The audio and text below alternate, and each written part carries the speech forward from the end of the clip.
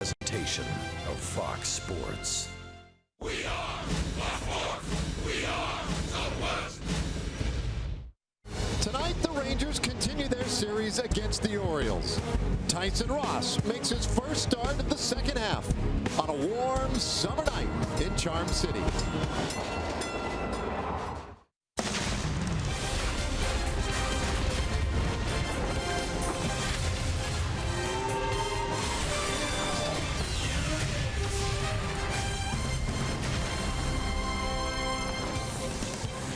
And this is Rangers baseball presented by AT&T. A view of the warehouse on Utah Street here in Baltimore. And it is a warm summer night. Rangers and Orioles, second game of a four-game series. We're getting used to these guys, and we better. We're going to see them 7 times in a 2-week span. Welcome, everybody. Great to be with you again tonight. I'm Dave Raymond with CJ Nikowski. And the Rangers come in now 2-2 in this second half start. The reality is the starting pitching probably deserves better.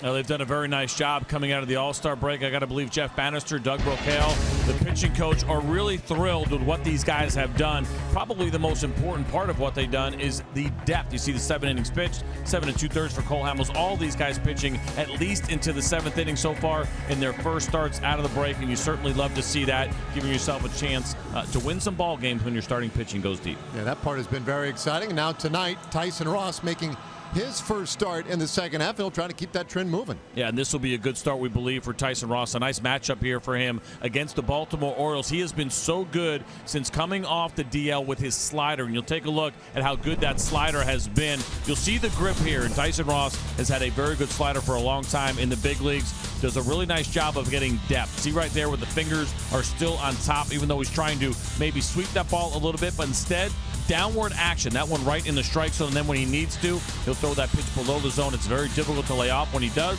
You see Cameron Maben trying to hold up his swing. He could not in that spot. The slider, so good for Tyson Ross. A 143 batting average against on that pitch for him. That is one he will need very much so tonight. All right, so Ross making his 6th start of the year, first in this second half. Hey, by the way, the bullpen has been pretty good as well.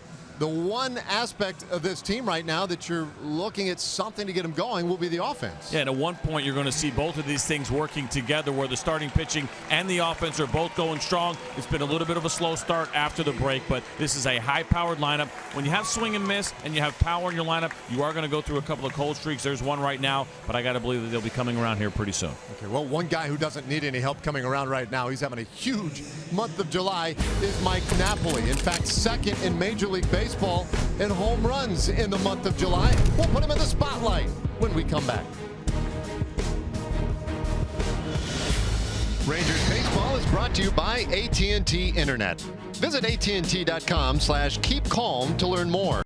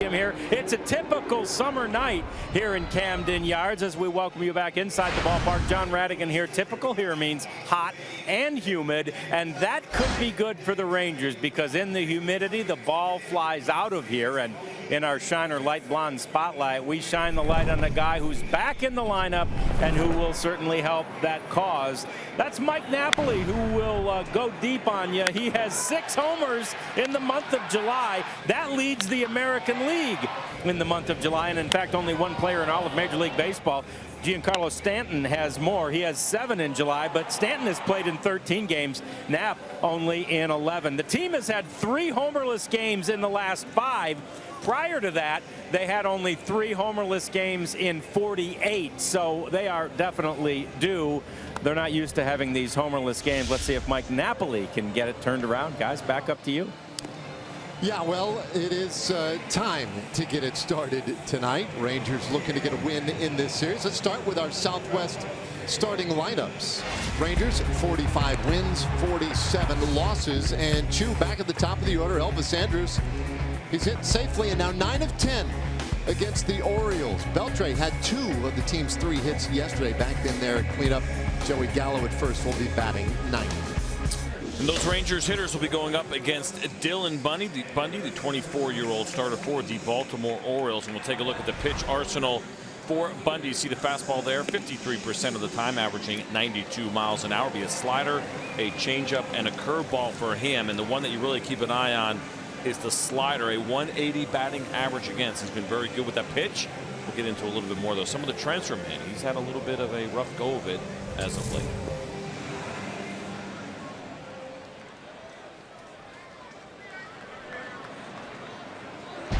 Now let's take a quick look at the Orioles defense that will be behind Bundy tonight. Mancini, Jones, Smith in the outfield. Machado, Tejada, Scope, and Davis. Castillo behind the plate with Bundy. The exact same defense we saw in the opening game last night against the Rangers. Yeah, interesting. I guess it worked last night. So their lineup today, the same as yesterday, as Bundy gets us going tonight with ball 1 to Shin-Soo Choo. Choo at 247, 12 homers, but getting on at a 357 average this year. And Choo swinging at the next pitch. Sends this one high in the air. Out to center field. Carrying well and gone. And that one way out of here. So Choo with an ambush home run to start the game. Number 13 of the year. And the Rangers lead 1-0. Well, it's good to see this for Chu, who has been hitting the ball hard for the last couple of weeks, but really hasn't had the hits to go along with it. And this was a big one opposite field into the Rangers bullpen. You just heard John Radigan talking about how the ball might carry tonight. There's a fastball that was supposed to be down and away, and instead it was over the middle of the plate. And Chu absolutely crushed this thing. Watch where it lands. And it's in the Ranger bullpen. Left center. That is a bomb from Chu, and a big hug from Mike Napoli. Justin Bayshore, assistant hitting coach. Hugs all around. On a real nice start to this one as Elvis Andrus takes a strike. So 1-0. Elvis, the average now at 291, but 11 home runs for him. And he watches another strike. Third time for Shin-Soo Choo to hit a leadoff home run, as they were just telling us here. 23rd time in his career he's hit home run, leading off the game. And when he has hit them, the one that immediately comes to mind for me was in Toronto, first pitch of the game on a Saturday afternoon, and he crushed that one to straightaway center field as well. I mean, a massive home run. They're not cheapies. I mean, 13 long balls already this year for Chu. The 1-2, and Elvis fights it off. Take a look at this for the Baltimore Orioles. Nearly 47% of the runs that they have allowed this year have come via the home run. That is 4th highest in Major League Baseball. Not really that surprising when you think about this ballpark. We're a good home run ballpark, and then also, of course, this pitching staff, especially the starters, they've really struggled this year. So a lot of runs coming via the long ball. That certainly fits well into what the Rangers have done. so far this season and their reliance on the home run. Bouncer third base. Machado with plenty of time. Throws out Andrews. One away. That brings up Nomar Mazara. No, not that Nomar Mazara. The one on the right. Not the one on the left. Poor Carlos Gomez today, who's getting his fair share of ribbing. Yeah, here you go. Guys breaking the news. Well, you know, it's one of those things where, and I've seen that happen before, it's either intentional, where a teammate was having a little bit of fun and switched out the jersey, or this does happen, it's a clubby mistake, where a clubby will accidentally put the wrong jersey in the wrong player's locker, and you don't look at the back of your jersey when you put it on. You just kind of grab it and go. You always assume that it's yours. Now the big deal there is how long do you let it go? Right back toward us. Oh, I was ready. Oh, and landed in the seats just over your head. It's a good thing, man. I wasn't in the greatest position to try to catch that because, you know, especially the angle was coming in. We had an overhang here and get a little bit dicey, tough to read. But when you have those mishaps, and I've seen it before where a guy will put on the wrong jersey, you know, I'm kind of a jerk where I'm like, don't tell him. Let's see how far this can go. Like, will he actually step in the box? You probably can't let that happen. Your manager wouldn't let that happen. That's taking it a little bit too far, but pretty close to game time is how far I'd like to see that go. And the Rangers finally let Carlos Gomez off the hook, and we'll find out soon enough whether that was intentional or just a clubby mistake. He's got the right one on now. All set.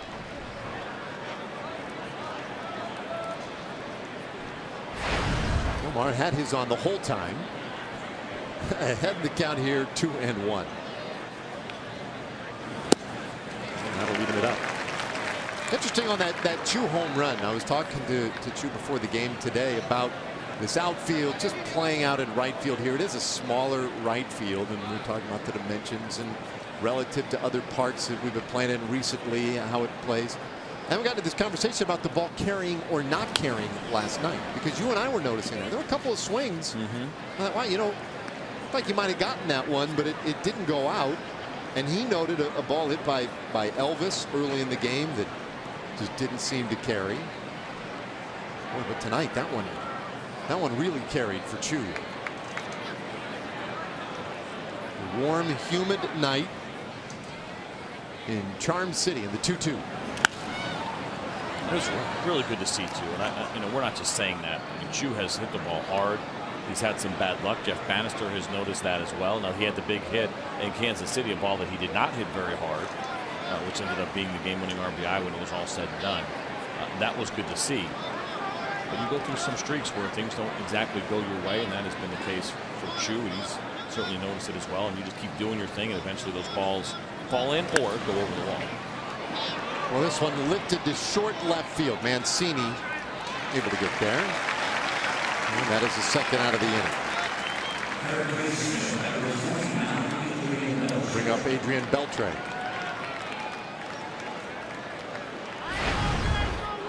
Beltre, I mentioned when we looked at the lineup, 2 of the team's 3 hits yesterday. 11 homers in this ballpark in his career. He's actually one of the best at hitting in this ballpark.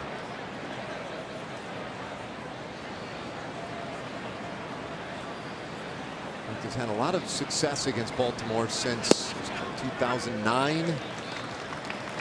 Average 343. Look at that look. Brian Gorman after strike 1. Well, at least one of those guys is smiling. Yep. 1 ball and 1 strike. Yeah, part of the fun at the ballpark, mascots to me, they tickle me in the way that they can communicate so much good humor without ever speaking a word.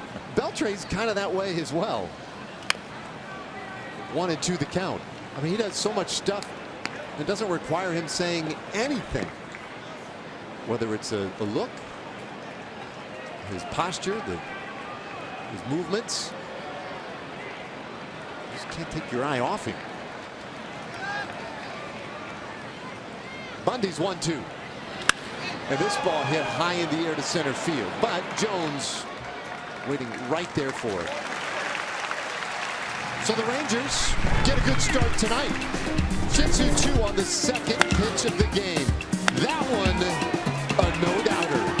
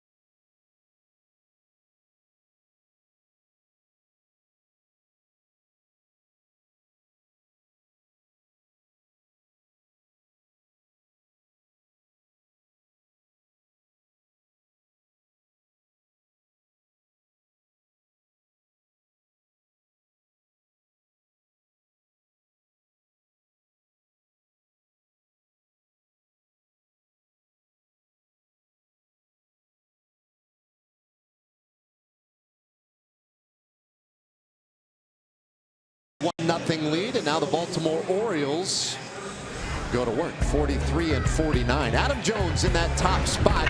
Trey Mancini, the rookie, at 304. You see third in all of Major League Baseball among rookies. Same lineup we saw yesterday from Baltimore. And they'll be going up against Tyson Ross. He'll be making his sixth start of the season. Here's the pitch arsenal: 54% fastballs, averaging 91 miles an hour, but it is the slider that he has used right around 36% of the time this year.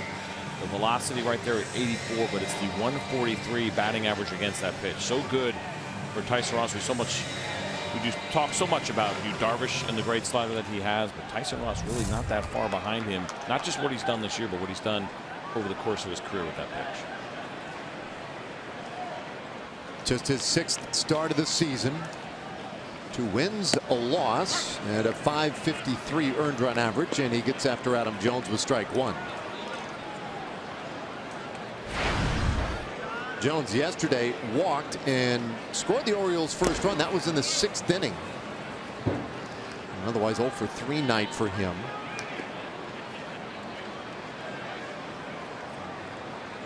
Well, they put a little power in that leadoff spot.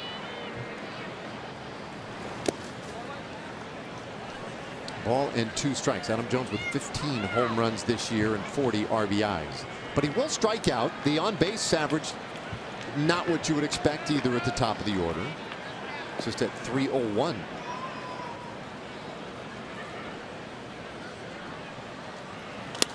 And he reaches out and lines out one, and it goes right past Beltre. Beltre in a spot to catch it, but looked like he lost it there momentarily. And Jones is on. I think you're absolutely right. Whatever it may have been, whether it was from the stands or something in the dugout, that was a low line drive right at Adrian Beltre. You'll see the slider here, a good one. Great location by Tyson Ross, but for some reason right there, Adrian Beltre could not see the baseball. If it was the curve on it or something that happened behind him. It's rare, but it absolutely does happen sometimes with fans in the stands. And it'll go down as a base hit for Adam Jones. Interesting. Looks like that one, I don't know, really hard to tell, but his reaction almost said to me that it had abnormal movement on it. It's possible, because think about this. So it's a slider. It's going away from Adam Jones. He goes down there and he kind of hooks that ball. When you hook that baseball, it will have some of that sideways spin on it, almost like you're hitting a slider back at Adrian Beltre coming from right-hander. So very, very possible that that was the case. regardless. Jones at first, and the 1-0 to Machado in there for a strike. Now our TXU Energy power player to watch. Machado, he exits in a hurry. 93.5 miles per hour with his exit velocity. That is the 9th best in Major League Baseball, and we saw it yesterday. He squared up a few. In fact, a 3-hit night, reached all 4 times he came to the plate. And it is 2-1. The swing looked really good too. I mean, that was the other thing when watching Manny Machado last night, seeing him for the first time this season live. Was, yeah, that looks like the Manny Machado that we have seen. You see what he's done in his last 6 games with the batting average, and so as much as people around baseball kind of looking in at the Baltimore Orioles, wondering what's wrong with Manny Machado, I'd say not much. We dug into a little bit to some of the bad luck stats as well. He's hitting the ball hard. The swing looks right. And those numbers will be pretty close. He'll be a little bit behind because of the slow start, but I got to believe when it's all said and done, Manny Machado will be pretty close to what he's done year in and year out. This guy is a superstar. By the way, that went down as an error. I thought base hit. I misread that when I looked up at the scoreboard. They had actually not said anything yet, so that is an error and not a base hit for Adam Jones. But in, and there's ball 4, so Machado takes the walk. An error and a walk is how things begin tonight for Tyson Ross. Let's take a look at the Rangers defense, delivered to you by New Braunfels Convention and Visitors Bureau. Nomar Mazara, Carlos Gomez-Chu will get the start in right after he was the DH last night. Here we saw Adrian Beltre at third, Elvis and Rougned Odor up the middle, Joey Gallo at first, and Jonathan Lucroy back behind the plate again. And you mentioned that last night. We were seeing a lot more of Jonathan Lucroy. Seems to be a little bit more consistent. Robinson Chirinos was getting a lot of playing time. He was swinging the bat really well. This will be the 3rd time that Jonathan has caught Tyson Ross. Robinson caught him in his other 3 starts. Yeah, for Lucroy, his 4th consecutive start behind home plate, and now Jonathan Schoop, and that one right in there for a strike. Schoop at 293. And you see the 18 home runs for him, and the numbers all around very good for Schoop.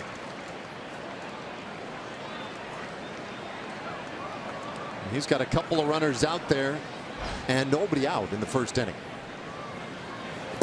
Ross gets him to swing and miss at that one. It's 0-2. That's a good slider right there. I was digging in and talked about the batting average against that slider this year for Tyson Ross at 143. Well, he has thrown over 4,300 sliders in his career. The batting average over that time is 191 against that slider. Sounds like a lot of sliders. It sure does. That one buried. Think you could eat that many sliders in there?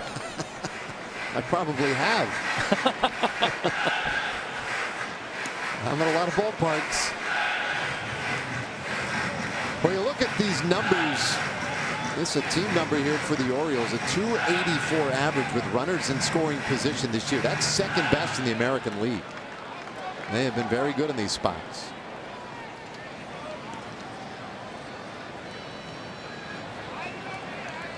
Schoop has Jones at 2nd, Machado at 1st. A little bouncer foul keeps it 1-2. And now when Tyson Ross is on and when he was healthy over the course of his career, he did an excellent job at getting ground balls. It's been a little bit of a slower start in that regard so far since coming off the DL, even though we mentioned the slider has been good. Just a 40% ground ball rate. But when he was really going well, 2014 and 2015, that rate was 60%. So nearly 20%, or actually exactly 20% higher. That was the 2nd best in baseball at the time for that 2-year period. Only Dallas Keuchel had a better ground ball rate. So you do love, of course, as good as the Rangers have been turning double plays this year. Runners get on first base. You'd like Tyson Ross's chances of getting those double plays. This ball hit out to left field. It's going to get down and go to the wall. So Schoop drives in Adam Jones. Manny Machado is being waved as well. Here comes a throw, and he is in there on the double by Schoop, and Baltimore takes a 2-1 lead.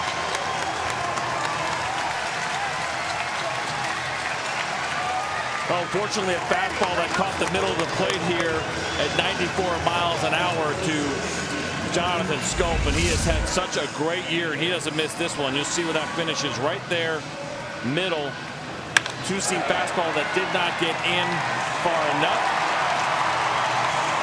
Short hops the wall on a second bounce. Check out the swing here. On the side, what a year Jonathan Scope is having. Catches that ball out front, nice smooth swing. Watching Manny Machado from our view go first to third, and he was flying. Good base running by Machado. Chris Davis up there with a man in scoring position. Lifts this one in the air to deep center field, and Gomez knocks it over the fence. Oh boy. So good and athletic out there. But went up and gave that one to Jose Canseco. 4-1 Baltimore. That's the 15th home run of the year for Chris Davis.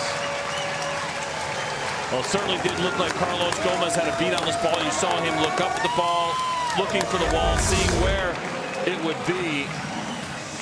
Watch him right here. He knows he's on the warning track. He knows he's close. Ball might have gone out on its own. It's pretty close. We'll see as he gets up here. It's always hard to tell on those borderline ones, but he ends up just missing it. The ball goes over the wall for Chris Davis's 15th home run of the season. So the first 4 have scored against Tyson Ross. And Gomez not at all happy with that.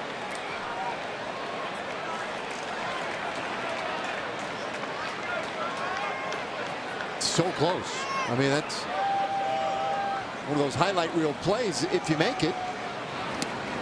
Way in, and it's 1-1 on Trumbo.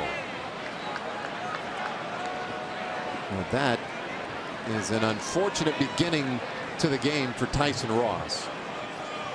I would understand if you were a little frustrated.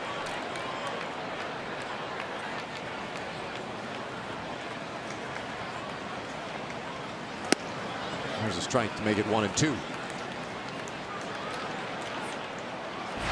Error, a walk. Scope with a 2-strike double, and then Chris Davis homering with an assist.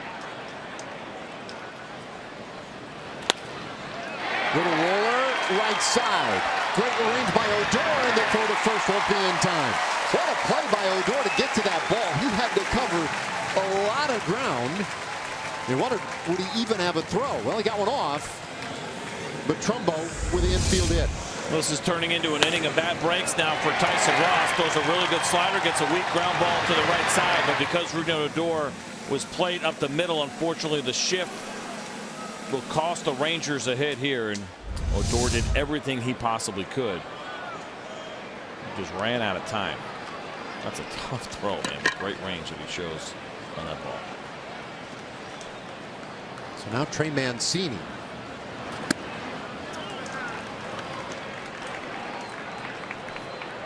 Mancini, 304 average. There you see it. What a fantastic rookie campaign he's having. Been a slow start in this second half for him. 2 for 13, but hits this ball high in the air. Left field. Mazzara is back, and that one is gone. 15th of the year for Trey Mancini, and now the first 6 Orioles have all scored.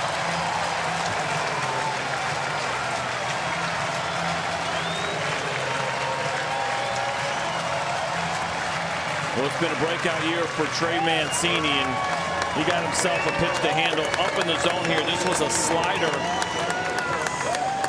from Tyson Ross, and unfortunately not one of his better ones. Watch the glove for Jonathan Lucroy. Watch where that pitch ends up. It's kind of middle in. He's trying to go down. Mancini having a really nice season. Short, quick to the ball. He drives it out to left field.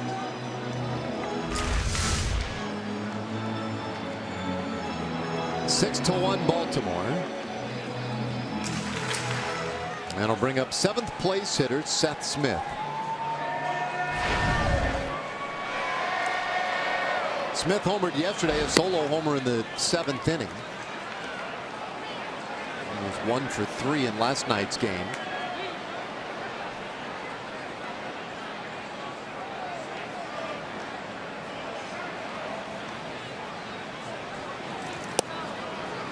play him to pull on the right side of the infield is oftentimes the case for a left-handed hitter. 10 home runs this year for Smith.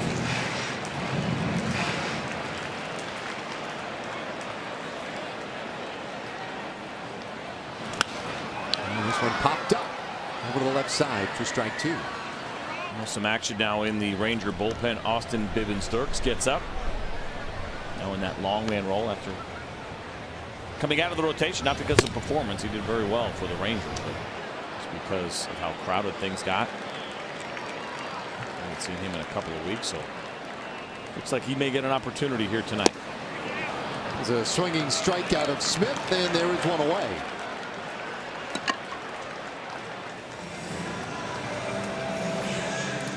Well, this is the slider that Tyson Ross likes to throw when it is on below the hands against the left-hander, especially when he is ahead in the count the way that he was right there. Very nice execution. That's the good one. We've seen a handful of those this inning, but we've seen a couple stay up in the zone as well.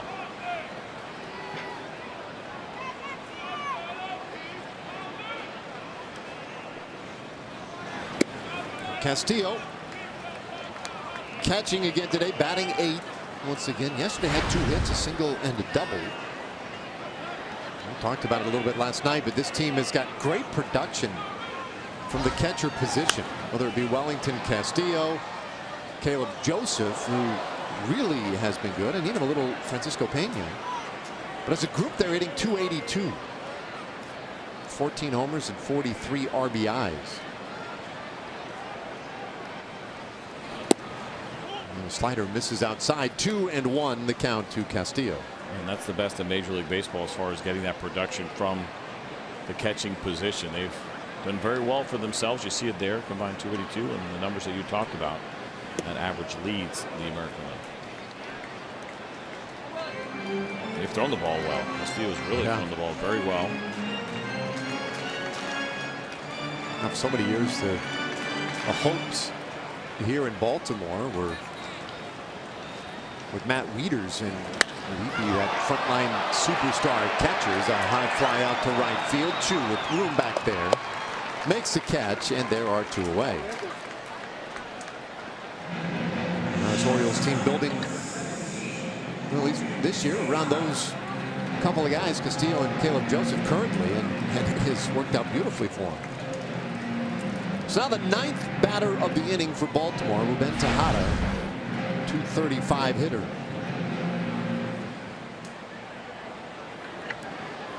Tejada had a pretty big RBI single last night in that 7th inning. They scored a couple of runs in the 7th inning last night to break a 1-1 tie. Baltimore would hold on for that 3-1 win, but it was his RBI that gave him that extra insurance run.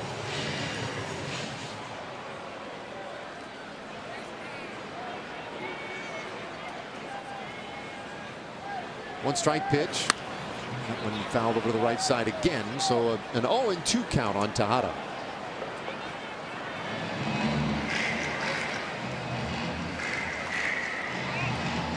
Three of the 5 hits so far tonight have come on the slider from Tyson Ross, which is a little bit of a surprise. You look at the Baltimore Orioles against right-handed sliders, and they were hitting just .217 coming into tonight, and so it made this seem like it'd be a pretty good matchup. A couple of those sliders were not exactly where Ross wanted them.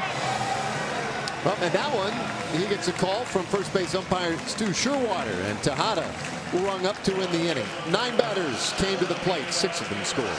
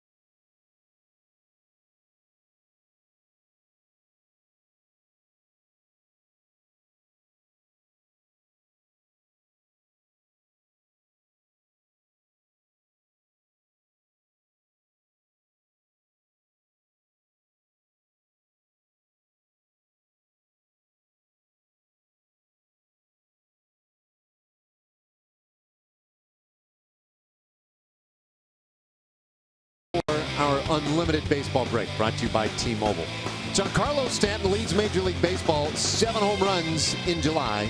They're coming in the last 9 games, and he's been fantastic. Carlos Correa out for 6 to 8 weeks. That news came out today in Houston with that torn ligament in his left thumb.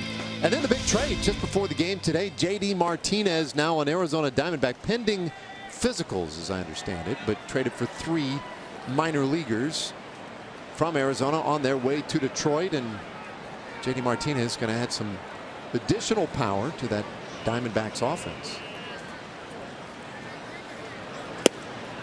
Yeah, interesting. And we knew there was a good chance that he would be traded. He is a guy who will be a free agent after the season. The Arizona Diamondbacks, one of the many teams that were rumored to be interested in J.D. Martinez, and nothing finalized and official quite yet, but you trust the names that have thrown that out there. Just a matter of getting the physicals done. But 3 minor leaguers, 2 of those were in the top 30 for the Arizona Diamondbacks. Their highest was their number 4 prospect in their organization, but one that was not even a top 100 overall in baseball. So it sounds like they may have done pretty well for themselves. As you take a look at the Arizona Diamondbacks leading the wild card right now. I think it's good for the game. 2 teams. The Colorado Rockies made some additions. They of course picked up Ian Desmond this past offseason, but I don't think a lot of people believe they were going to be contenders with their pitching. So I think it's good for the game that they're there. The Arizona Diamondbacks expectations were high last year. Didn't quite work out. And they're off to a really nice start so far this year. Well, it's interesting too. So Arizona leading the wild card race at the moment. Half-game lead over Colorado. Now, both of them playing in that National League West. Both of them behind the Dodgers, who are doing things, I mean, almost unthinkable stuff, the way they're winning ball games right now. 64-29. Napoli lifts this one high in the air out to short left field, heading foul and out of play. The count stays 2-2. But I guess just because, I mean, they're so heavily weighted in that division in the National League, you would think, well, just keep doing your thing, you're going to be fine. But that means they're going to play a lot of really good teams in that division. You got a lot of games left against the Dodgers, a lot of games left against the Rockies. So, it's going to be imperative for both the Rockies and the Diamondbacks, if they want to stay in that lead in the wild card, to continue to build. And the other part there too is, even though the Giants are having a pretty awful year, they have good starting pitching. Those guys can turn it on at any moment. I know there's been some rough years for guys like Johnny Cueto and Jeff Samardzija. Matt Moore pitched yesterday, but at any moment, those guys have long track records. They could be a thorn in your side as well in that division. So you're right. It's one of those things where it becomes even more impressive that they have the records that they have, and they're doing it in a tough division and have to play each other a bunch, as opposed to some of the other teams with the weaker divisions. A lot of rebuilding teams in the National League this year. Gosh, I was just looking down at my stat sheet here at the standings, because I saw a note earlier today. The Dodgers, should they win tonight, as Napoli hits this ball a ton to center field. Back on it is Jones, but room. One away.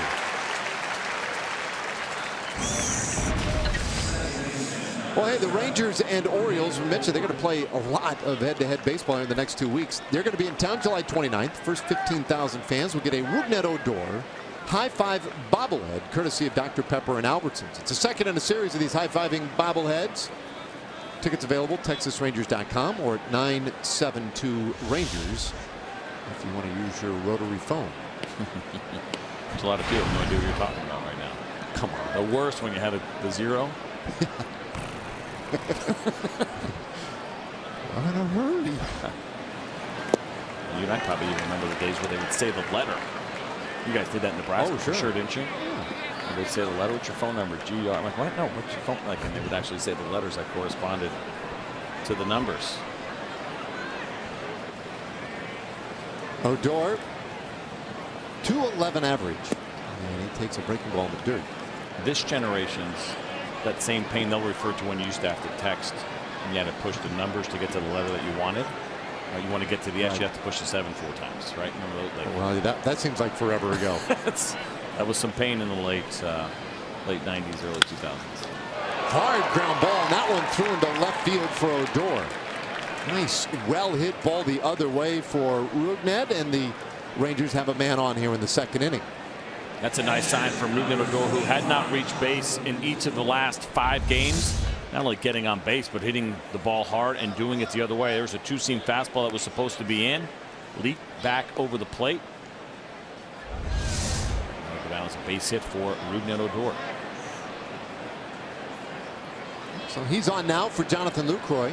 Anyway, back to what I was saying a moment ago. The Dodgers trying to win later on tonight, and if they do, they will have gone 30-4 in their last 34 games. 30 wins, 4 losses.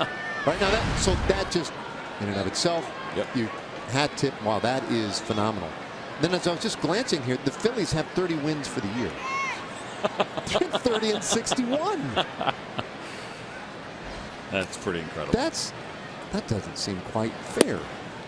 They're crushing it, no doubt about it.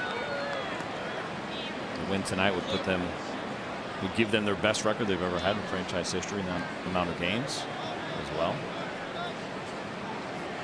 Yeah, Dodgers franchise with just a little bit of history too. Man, wow. Well, here it's a 6-1 game. The 1-1 pitch, and Lucroy takes strike 2 from Dylan Bundy.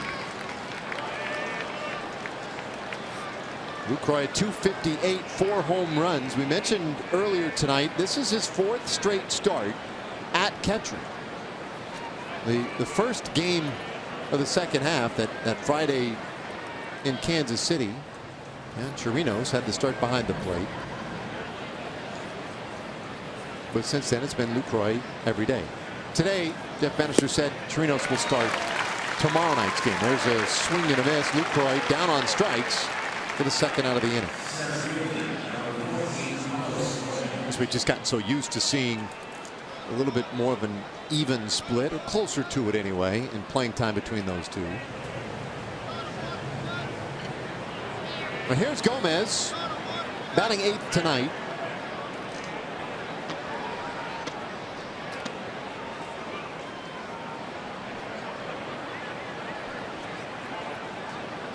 That looks better. Number 14, definitely the right fit for Carlos Gomez over that number 30. With all the alternate jerseys that teams have anymore, it's not uncommon to see a guy put on a similar colored jersey but have something different across the chest. In fact, it's the type of thing we see, and it gets made fun of quite a bit anymore. It happens probably a couple times a month, but not too many times you see a guy throw on a jersey with somebody else's name on it. Bundy with that long look, and now plate umpire Brian Gorman said, "I want time." Yeah, I don't think Carlos asked for that, and I don't think Castillo did. I think that was Gorman, whose emotions and countenance never changes. Now he's ready. 1-1. Boy, that one, pretty good boring fastball right there by Bundy. And shown some pretty good velocity. I mentioned the velocity is down for him when he was first drafted. He was a mid to upper 90s kind of guy. We saw that from him earlier in his career, but that fastball averaging 92 on the 2-seamer, 93 on the 4-seamer this year. I wonder if he's starting to feel some fatigue as he gets near a career high in innings. He just plunked Carlos Gomez. Rangers have a couple of base runners now in the second.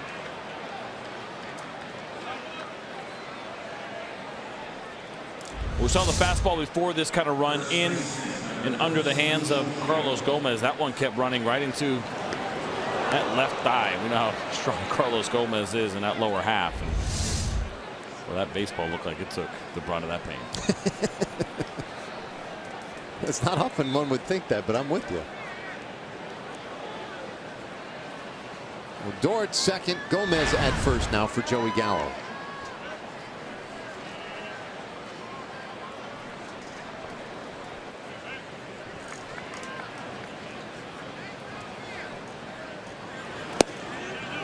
The Rangers batting at the moment with a man in scoring position. It's something they did not do a whole lot of last night. got Odor walking out at second base, where a base hit to the outfield should scoring. And heck, with Gomez's speed at first, you never know either. 2 outs, he should get pretty good starts. 2-0 the count on Gallo. But that's been part of the story. We're talking how great the pitching has been, starting pitching. Even the bullpen's been pretty good here in the second half. The offense has struggled to score runs like we're accustomed to seeing, and part of it is they just haven't had men out there on the bases in front of the hitters. Certainly been a little bit of a slow start here for this high-powered Texas Rangers offense. It really just, I don't think, a matter of time before we'll see it back to where it was. They're going to go through these streaks every once in a while. And as you were talking about right there, since the All-Star break, the percentage of plate appearances that have come with runners in scoring position, just under 9%. And it's the lowest in the game right now. By a pretty wide margin. Now we're only talking 4 games, but there's not a lot of opportunity. 3-1 though, the count to Gallo, so good spot right here. I heard a fan yell on the 2-0 count. Don't give in here. Give that kind of and sure enough, Dylan Bundy threw a 2-1 changeup. Now I don't know if he feels the same way in the 3-1 count. We will see, but it's been back-to-back changeups here to Joey Gallo. Oh, he misses with ball 4, so Gallo draws the walk. That loads him up now for Shin-Soo Choo, who homered on the second pitch of the game. It really was not that long ago.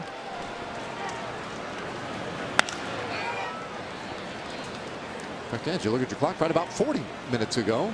Well, there's a 2-seam fastball that Choo got up, and he hammered that thing. That was a very impressive home run and a good way to start off this game. And let's get greedy and ask for another. Be a nice time for it. That'll be huge in this spot with the bases loaded, down 6-1. Well, let's face it, you see those kind of games with a decent amount of frequency here in Baltimore. Good hitters ballpark.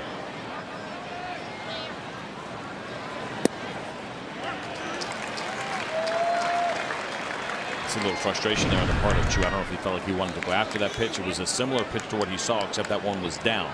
It was another 2-seam fastball. It started on the inside and came back over the middle of the plate, but that one a little bit better located in the sense that it was down at the knees. 1-strike pitch. Smothered back there by Castillo.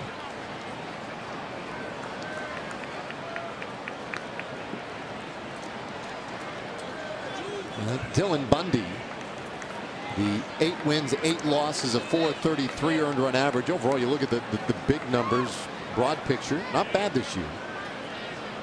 He's given up now 19 home runs in short of 110 innings. A lot of those have come more recently, as this one smacked over to the left side on a play. I look how he started the year.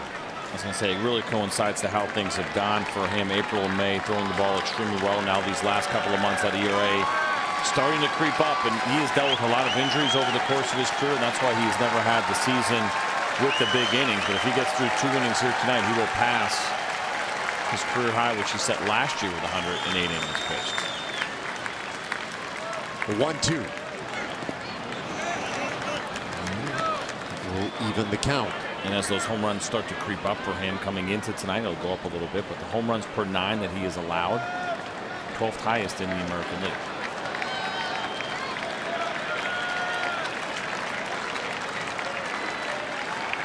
His first ever start against the Rangers. Probably second career start against the Rangers. First this year. 2-2. Choo fights it off. Get a chance to see another one. He's done well against the Rangers in the course of his career. Now, it hasn't been a lot of work. It's 11 innings pitched. I guess you can call it 12 2/3 now. But that home run to Choo was the first run that he has ever allowed against the Texas Rangers. It was 11 shutout innings coming into tonight. Runners everywhere, the 2-2. And it's a full count. So we'll have a second inning fire drill. Everybody will be circling on the pitch. Odor at third.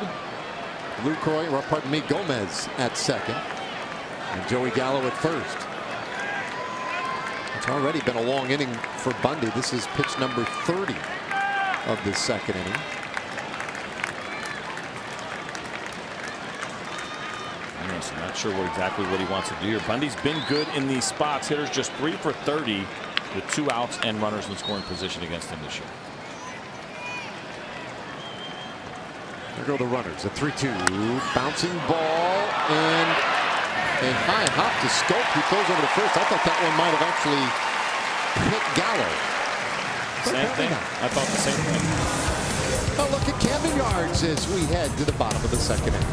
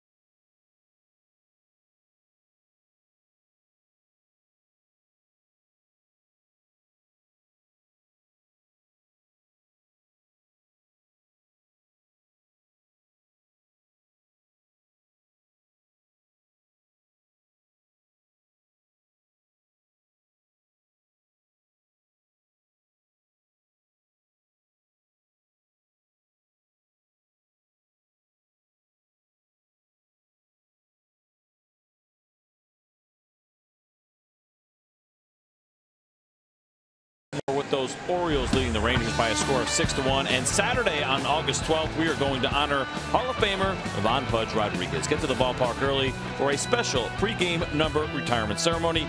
Plus, the first 15,000 fans will receive a Pudge Rodriguez Hall of Fame bobblehead, courtesy of Powerade and Walmart. Get your tickets now at TexasRangers.com/Pudge. Well, we've played 1.5.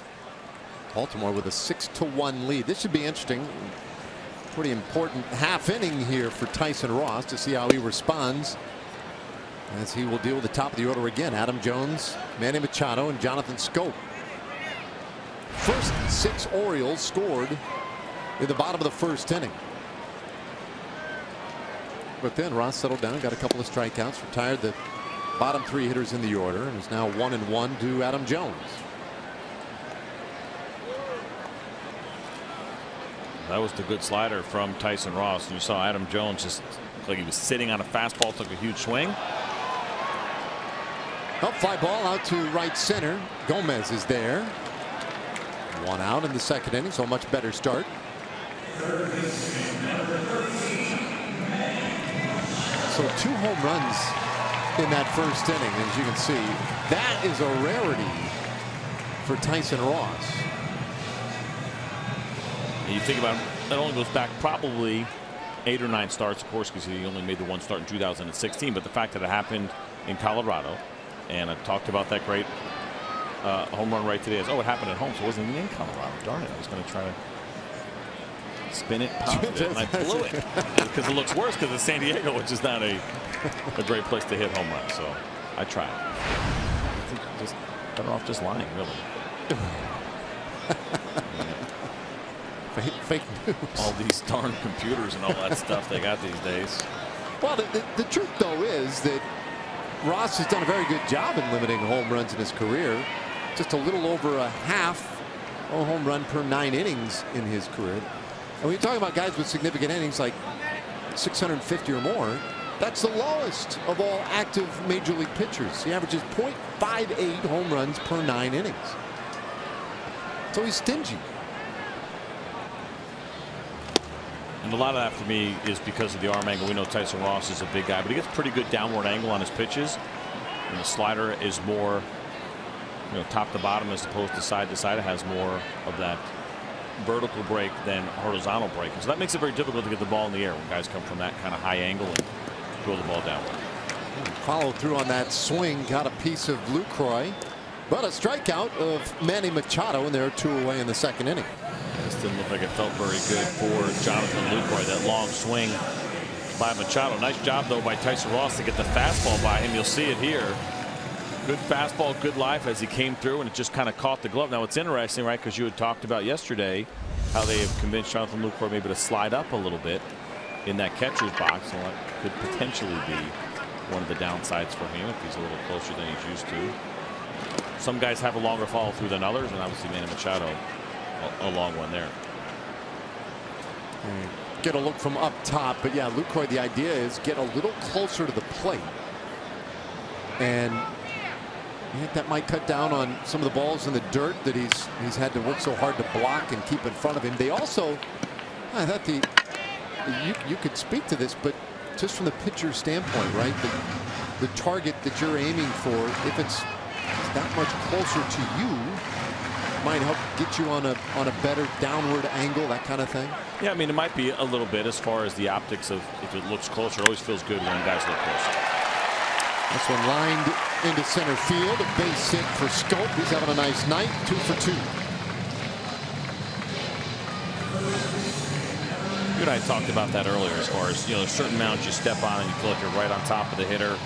Sometimes you feel like you're a little bit further away. Well, anytime you can do anything to create that optical illusion that you're closer to home plate, I think certainly helps the psyche of the pitcher. So maybe that's part of it a little bit with Jonathan Lucroy. Whatever it is, I mean, these starting pitchers have been really good as of late, so maybe that's a small part of it. Chris Davis had a home run last inning for Davis, his 15th of the year.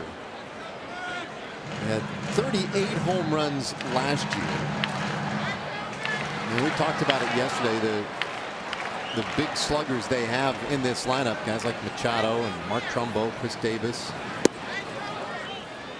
And this is a team that over the years has lived and died by the home run. Last year, 253 of them to lead all of Major League Baseball. Mark Trumbo was the Major League leader with 47 home runs.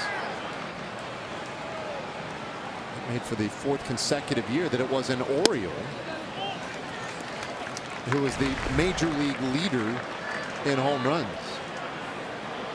And Davis, he's just done it consistently year after year, as you can see right there. There's some big power in those guys right there. You see Nelson Cruz, he has been on fire as of late. Stanton hit a couple of home runs last night. One of them, like a 2-iron looked like. And it just, just did not get up in the air at all. He has that ability to do that. Tremendous power, though. You look at all those guys.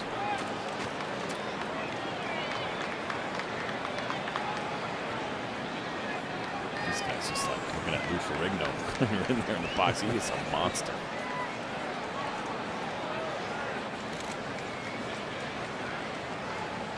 This home run last inning made it a 4-1 Orioles lead. They would add to it later in the inning. This one missed the part of the bat, and a great running grab by Odor heading out to right field.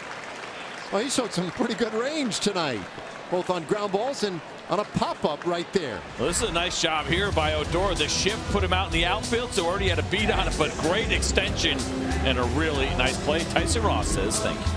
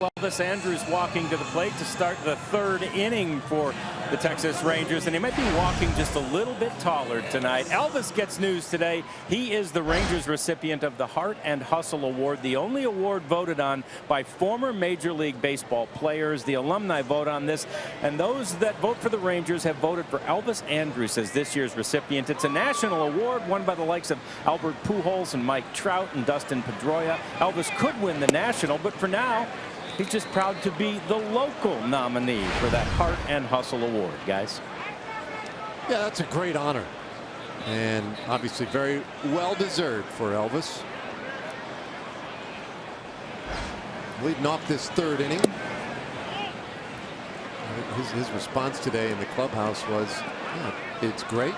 And now that just means that I have to go out there and continue to play hard and continue to play with that same enthusiasm and love for the game. It's fantastic in the way that the Major League Baseball Players Alumni Association phrases that based on passion, desire, work ethic, both on and off the field. I mean, that perfectly describes Elvis Andrus, so it's certainly good to see him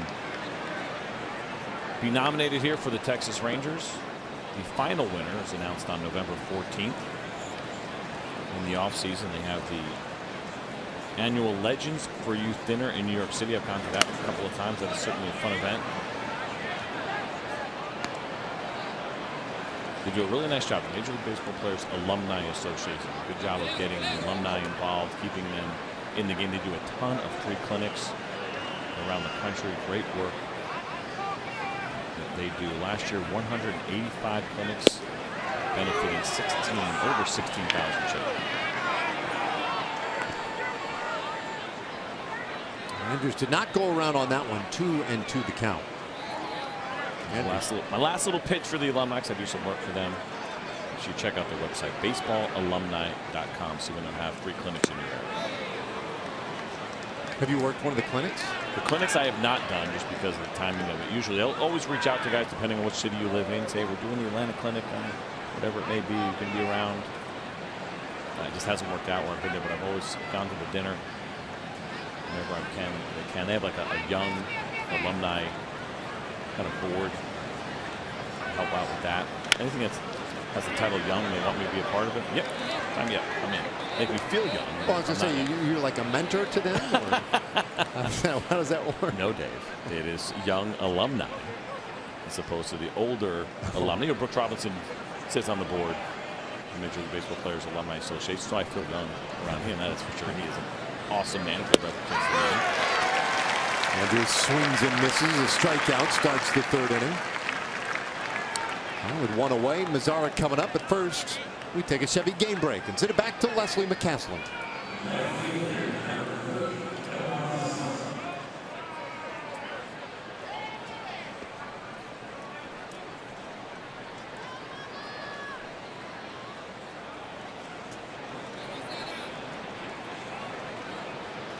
Well, thanks, Leslie. So I guess the home run derby didn't hurt Giancarlo Stanton. Right, he's fine. Aaron Judge? He got knocked out in the first round, though. So maybe that was it. Okay. Which, by the way, was predicted on this broadcast, if you remember. Oh, you weren't listening. You were on vacation with Tom. I told Tom Sanchez would actually beat Stanton in the first round. Did you really believe that, or were you just being inflammatory? Yeah, probably the latter. You know me too well, buddy. It's only been a half a season. You really picked up on my act already. You just wanted to stir the pot. Mazzara 0 for 1. And pops this one up. Third base side. Machado has room and makes the catch. 2 gone. And time for our big story. That is big. How about Aaron Judge since the All-Star break? Hey, that home run derby didn't sit well with him. You know, I'll tell you this. I'm not a hitter. I don't know exactly. Most guys will tell you, no, that's not going to slow you down. Aaron Judge had a monster first half. I think the bigger thing is, one, that teams know more about him, right? I think that's part of it. So maybe the game plan has changed a little bit. The other thing, I mean, he hit that bomb that Jackie Bradley Jr. caught. He scored that ball up really well. And he's had a couple of hard hit balls that have not fallen in for hits. So maybe the shifts start to change a little bit on him. But the one thing I thought about with him is not so much that he participated in the home run derby, but they just didn't get to take the break that day. Now, yeah, he still would have been at the home run derby, but there is something to be said for that rest. Here's a kid trying to go through his first big league season. That in itself is tiring. Now he's trying to do it in New York City.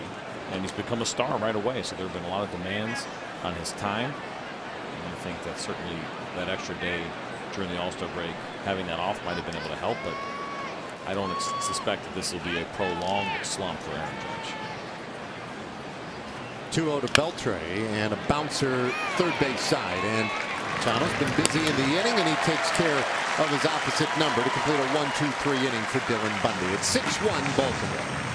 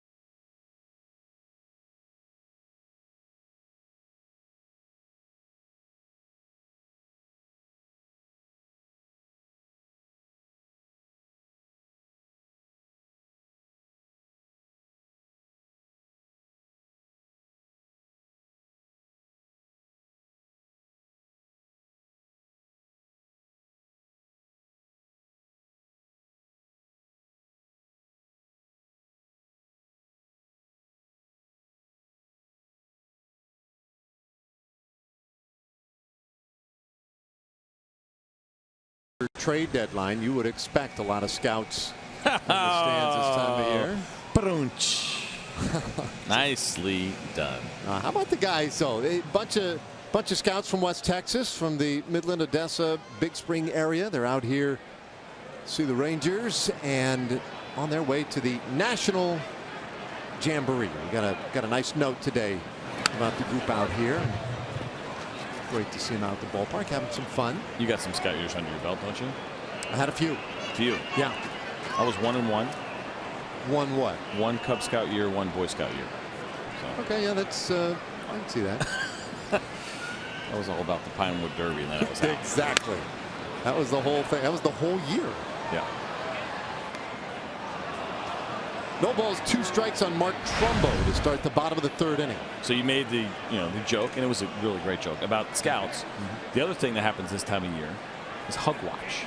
Hug watch. Yeah, hug watch. You keep an eye out for guys mid-game. Oh yeah, right. Hug watch. Okay. So I don't know who this guy is, but he just tweeted it out and said, "For what it's worth, Todd Frazier was hugging a few people and shaking some hands and just walked into the clubhouse." What? Dickens around Major League Baseball. Well, that does make a lot of sense, right? Well, he's definitely a guy that could potentially be on the move. He's a free agent at the end of the year. The Red Sox need a third baseman pretty badly. Those two have been linked together. We will see if there's anything of it. Like I said, I have no idea who that guy is. He doesn't have a blue check mark next to his Twitter account, so maybe you shouldn't pay that close attention to those guys. We'll count on the Ken Rosenthal's of the world. Those are our go-tos. I had seen similar reports just pop up a moment ago on Twitter, so there might be at least other people making that similar observation. As Trumbo fights off another. Count stays 2-2. The Orioles got all 6 runs in the 1st inning. So you're right. Phil Rogers also said, of course, that's a little bit more of a reliable source. No word yet, but he's in the dugout and doing the round of hugs and handshakes. Oh, boy. It was that time. 2-2 from Ross, way inside. It's a full count now on Mark Trumbo. And the final big piece, maybe not the final, but another big piece of this time of year, as Ken Rosenthal just tweeted this out.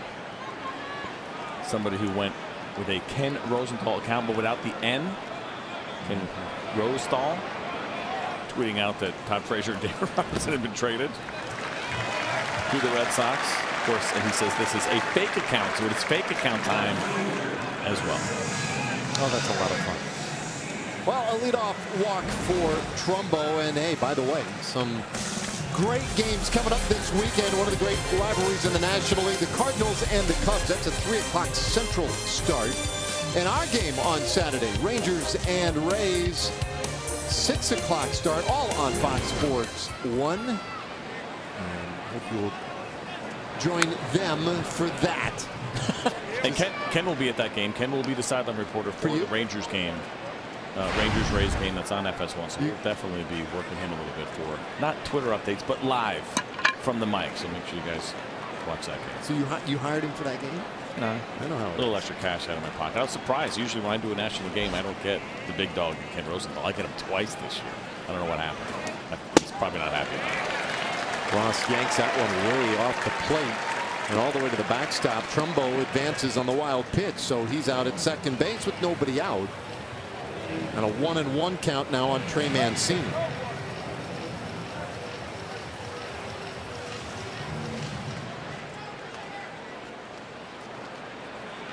Ross had a rough go of it in the first inning.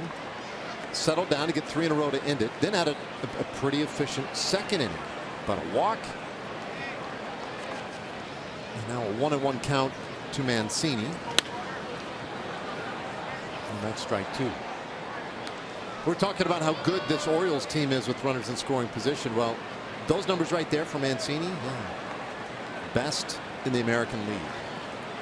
He's doing a great job here and really kind of unexpected. You know, he got called up last year and did really well in a short amount of playing time. It was only 5 games and 15 at bats, but he hit 3 home runs.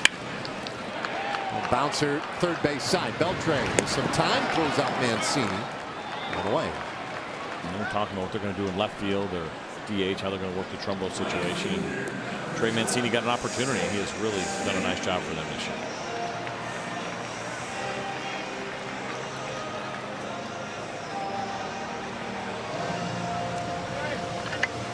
Well, that out a good one because it kept Trumbo at second base. And so now Seth Smith, who struck out in the first inning, 0 for 1. This thing's been out there quite a bit. Smith? Yep. Because I think they have probably, you look at what's going on here with the Orioles, and you know, we talked about it last night, whether or not they can actually hang in there. Probably not a contender. I don't think so. 6 games under 500 right now. Very tight in the National League, American League.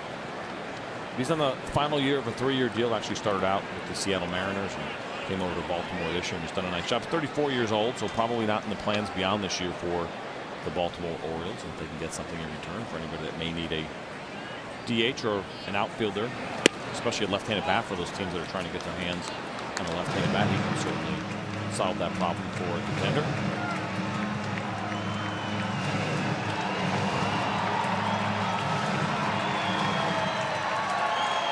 A 1-1 the count on Smith, batting 7th tonight for Baltimore.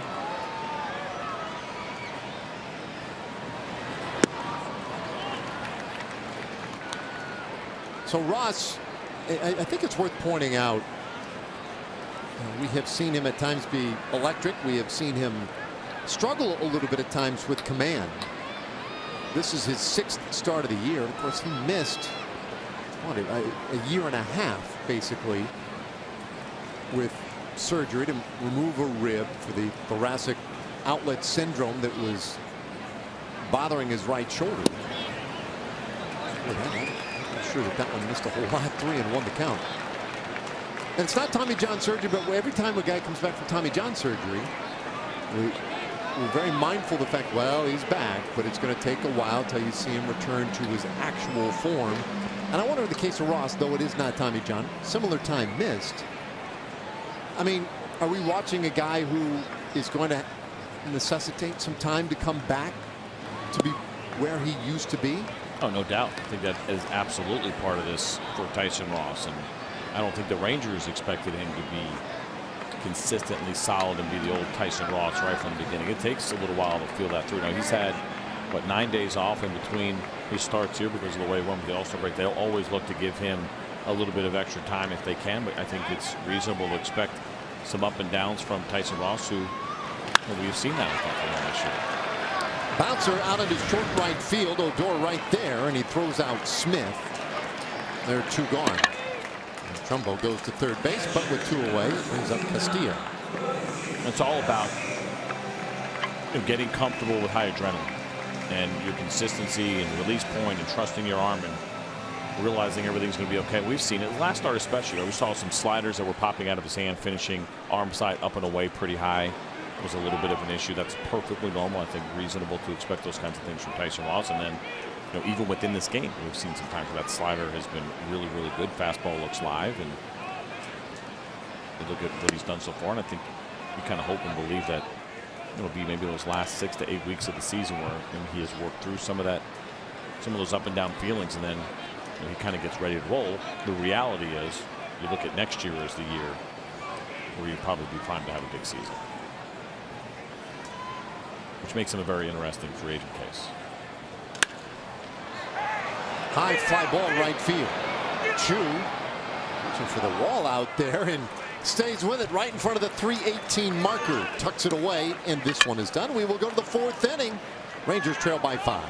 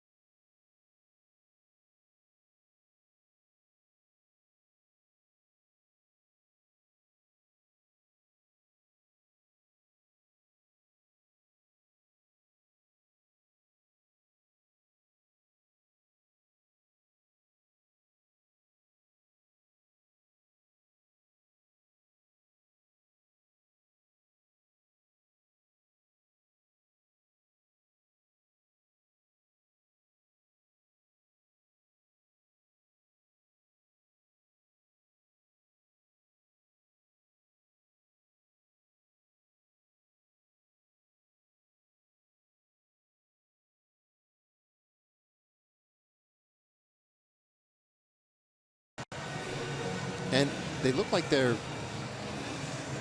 here together, right? Different. But one's smiling and one's not right now, and you kind of figure out why. And he might have said something in that first inning that got himself in a little bit of trouble. You never know. His posture says, "I'm not enjoying your company," or for that matter, anyone's. It is a 6-1 game. Dylan Bundy has done a pretty decent job so far here tonight. He gave up the home run to Shin-Soo Choo to start the game. Since then, has allowed a base hit, a walk, and also hit a batter. But worked out at a bases loaded jam in the 2nd inning. And that was a big moment for him. Now a breaking ball to Napoli in there for strike 1. It was, and he seems to bounce back really well. That was a big moment. You talk about a momentum changer where Rangers had an opportunity to put a couple of more on the board and kind of get Dylan Bundy's back against the wall, but he was able to make the pitches that he had to make to get out of that. We'll see. This will be an interesting guy to watch the rest of the year. You see that fastball there at 91 miles an hour. There was a time I said even earlier in this season where you were seeing some 95s from him, but through 3 innings now that puts him at 111 for the season. That is the most he has ever thrown. I think if the Orioles start to fall out of things a little bit more, they might pull him back a little bit. This one ripped into left field by Napoli, so a leadoff single in the 4th. Good start to the inning. Absolutely, and you see the grip there from Dylan Bundy, a fastball that finishes up and away, not too far away from where he was actually trying to throw it, but it is very difficult to get a fastball by Mike Napoli. He probably was fortunate that he kept that on the outside part of the plate, because if that catches any more of the middle, there's a good chance to see Mike Napoli launching that ball into the left field seats.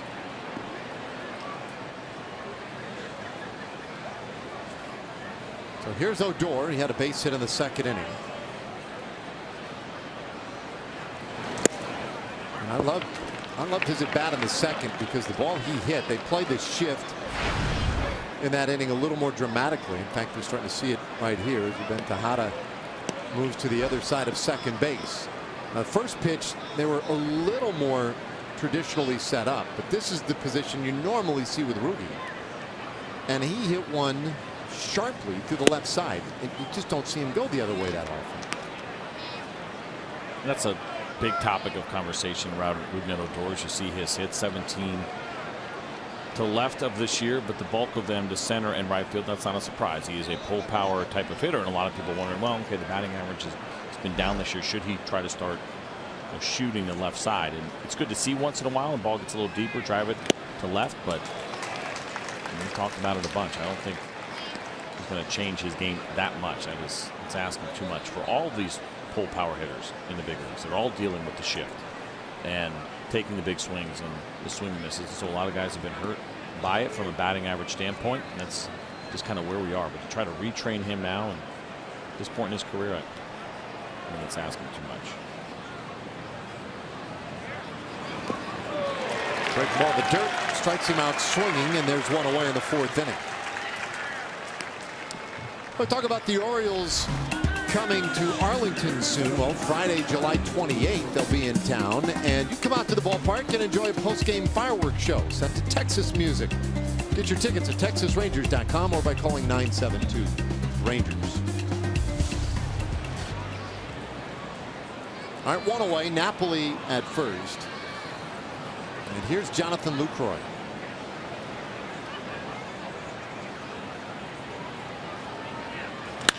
First pitch, and he shoots it down the right side, slicing though into the corner, foul.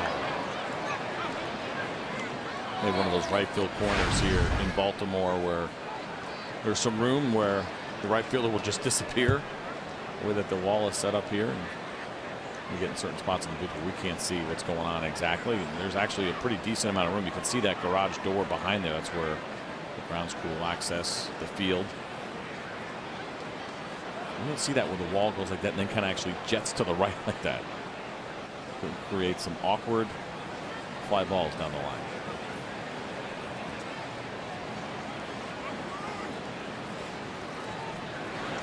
Corey jackknifes out of the way. 1-1 the count. 25th anniversary of this ballpark. It is kind of hard to believe this was really the trendsetter, the game changer in baseball. And you walk in here today 25 years later, and if you didn't know anything about ballparks, you'd say, whoa, they did something right here. This thing is beautiful. It'll pop up back of second. Jones coming in hard from center, 2 away. I mean, it still feels like perfect. All the things we've learned over the years about ballparks, you know, oh, well, make this tweak, make that tweak.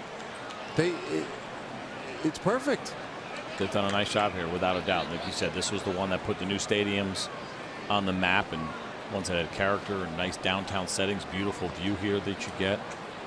Just fantastic. Of course, the warehouse and right field. I actually watched a game here the first year the ballpark opened. I was in college. We were in the area. Went to school down in Florida my first year, and we were up here playing some teams in the area. My father came down from New York to visit, and kind of a last-second deal. We paid $10. But like, I don't know, maybe 20 minutes before first pitch outside the stadium. It sat like 8 rows behind the dugout on the first base side. It was pretty awesome. I watched Randy Johnson walk 10 hitters in 4 1/3 innings. He walked 10. He walked 4 in a row in the second inning. 5 overall in that inning. Still stayed in the game. Yeah, well, through the 5th. No bullpen. It was early Randy Johnson. 1-1 the count on Carlos Gomez. 104 pitches he threw in that game in 4 1/3. score in the third inning. With 10 walks. 10 walks.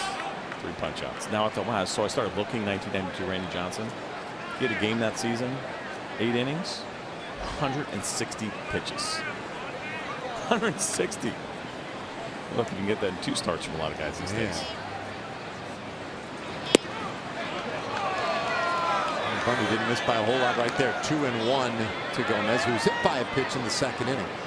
When was the last time, you suppose, a major league pitcher threw 160-plus pitches in a game? There's a good chance that might have been it. I mean, that was a while ago. It was 1992. There might be a couple. I'll take a peek. I bet you we can find a couple. 160. That's in 8 innings.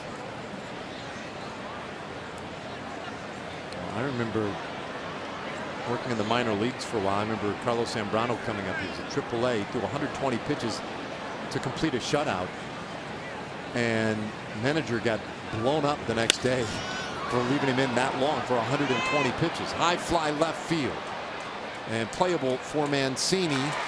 That will win the inning. So leadoff single doesn't blossom for the Rangers. We'll go to the bottom of the 4th inning on a gorgeous night here at Orioles Park at Camden Yards.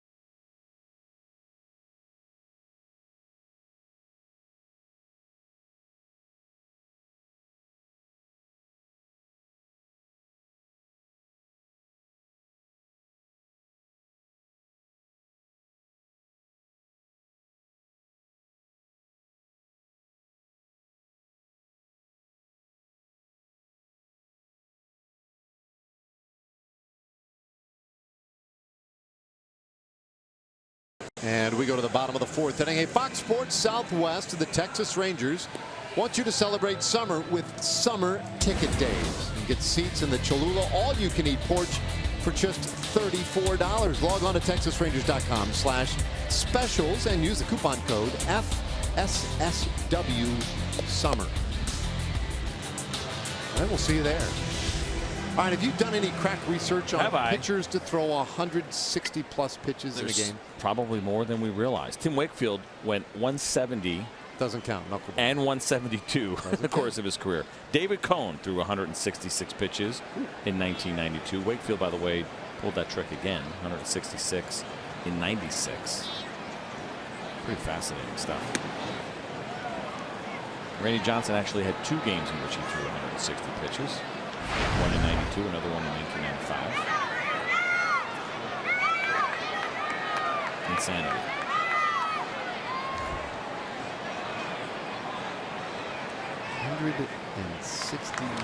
pitches. In college, let's go back to the old days. 155 I threw in a game. In the regional, the way they used to do the college regionals, right? Where 7-inning game? No. I don't know if I might have gone only 7 or 8 innings. There's definitely a good chance. But I threw 155 pitches. Day off, came back in relief the next day because it was the regions. You know, trying to go to Omaha. Wasn't meant to be. I was throwing batting practice to the Arizona State Sun Devils that day. Paul LaDuca, of course you remember Paul LaDuca, hit a rocket missile off me that almost went through our third baseman's chest. They gave him an error. So the runs that I let up that inning were unearned. Line drive base hit for Tejada to start the bottom of the 4th inning for Baltimore. Well, how did you feel after 155 pitches then? I was a little tired. Next day I was young, so it wasn't as bad. So like I said, one day off and then came back the next day after that in relief. I mean, our season was going to be over if we didn't win. Well, it was a different time. That was 1992. So whatever. Or 93 actually it was. But so anyway, so LaDuca hit that ball. They gave him an error. He got up his next time. I was out of the game. He had a base hit. He broke Barry Bonds' record with that base hit, most hits in Arizona State history. So he could have done it off of me, but instead they were super kind. I'll say. And Caldwell definitely should have been a hit. An error. Well, the lead man on in this 4th inning for Baltimore. The lead man has been on now in 3 of the 4 innings we've played. Orioles scored 6 runs in the first, but haven't crossed the plate since then as Ross has battled. This is outside to go 2-0 to Adam Jones. Jonathan Lucroy will go out to give him a little bit of a breather, to give Austin Bibbins-Dirks a little bit more time to warm up. We saw him up in the 1st inning, and I talked about how when you're the long man, it's a very difficult job. Doug O'Kale out there now to talk to Tyson Ross. He hasn't pitched. It's been a while. And so you have all that time off for Austin Bibbins-Dirks. You get up in the 1st, and that's an adrenaline rush when that happens, right? He hasn't pitched. It's been 17 days now for Austin since he has been in a game. So you get that adrenaline rush in the 1st inning, thinking you may have to come in and finish that inning after the Orioles put 6 straight guys on base and scored 6 runs. You come back down, sit for 2 more innings, and the adrenaline has to go back up again as you get ready. So it's a learning process at the big league level, how you manage that adrenaline, but such a difficult job when you are the long man in the bullpen. Tough to put up numbers, tough to find consistency. It seems like maybe Austin, I got to believe if he doesn't get in this inning, he most likely starts the 5th. 2-0 to Jones, and he swings and misses. Leadoff single, but now the top of the order coming through for the 3rd time tonight against Tyson Ross. Just the 6th start this year for Ross, a 2-1 record, of .533 earned run average.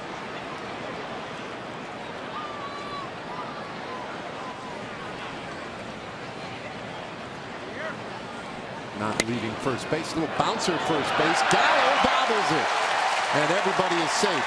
He was clearly thinking about going to second to try and start the double play, but didn't quite get a hold of the ground ball. This was a tough one because it comes off the bat of a right-hander in Adam Jones. The ball was, it's almost like a slicing ground ball.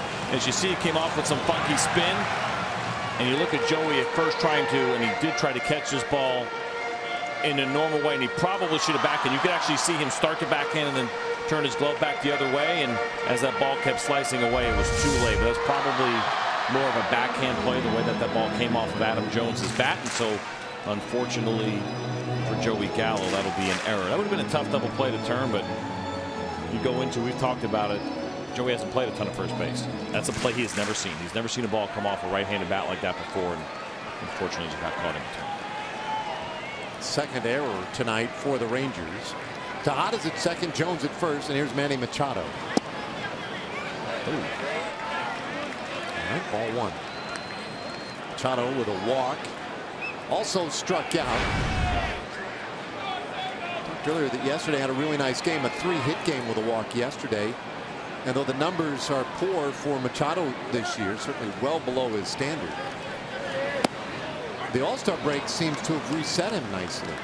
See his facial expression right there? I mean, call it even, because the first pitch looked like a strike. That one probably was a ball, but nevertheless, you get to 1-1. You just do it a different way. Sorry to interrupt you.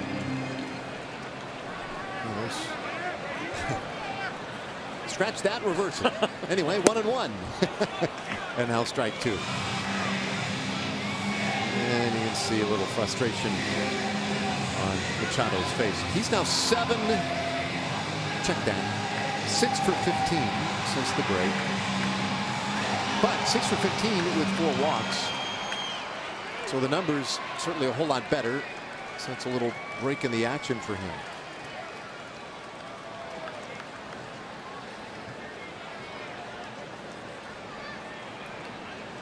1-2 from Ross, and that one off into the bat foul.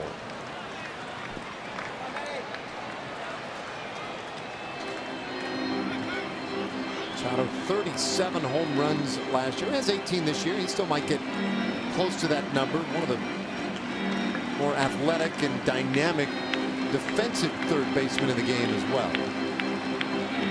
He probably would be a top shortstop if he actually stayed at his natural position. But of course, they have J.J. Hardy here, who's hurt right now, but a very good shortstop. And so it turned out that Manny would become a third baseman, and he has been excellent at that position. And there's strike 3 call. So Machado down on strikes, second time tonight. One away in the 4th inning.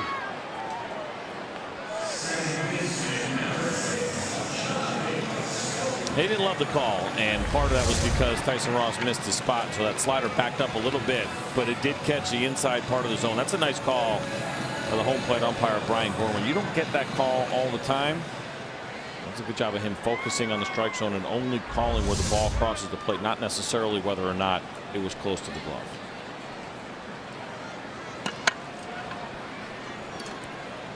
Here's Jonathan Scope. He's 2 for 2. A double, a single.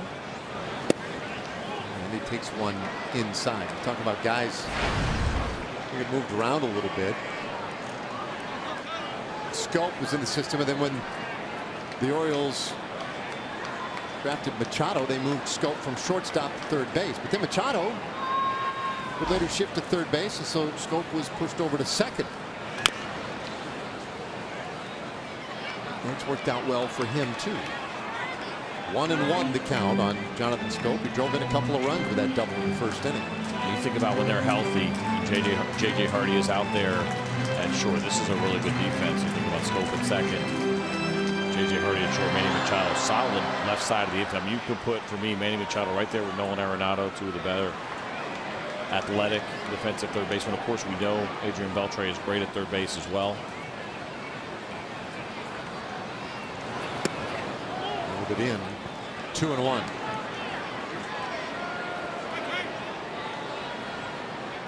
Scope was the Orioles representative at the All-Star game this year. Had a nice All-Star game too.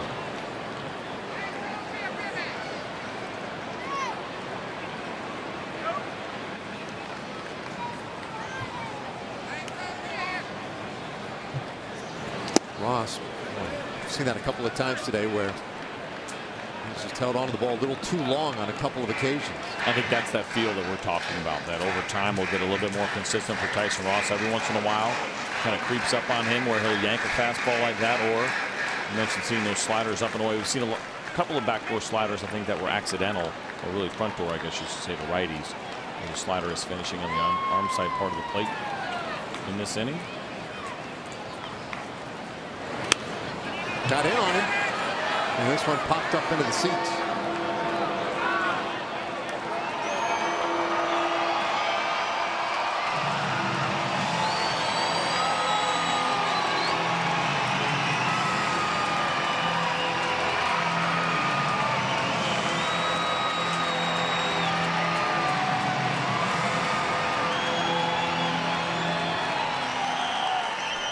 One thing we have not seen yet tonight for Ross has been that ground ball double play.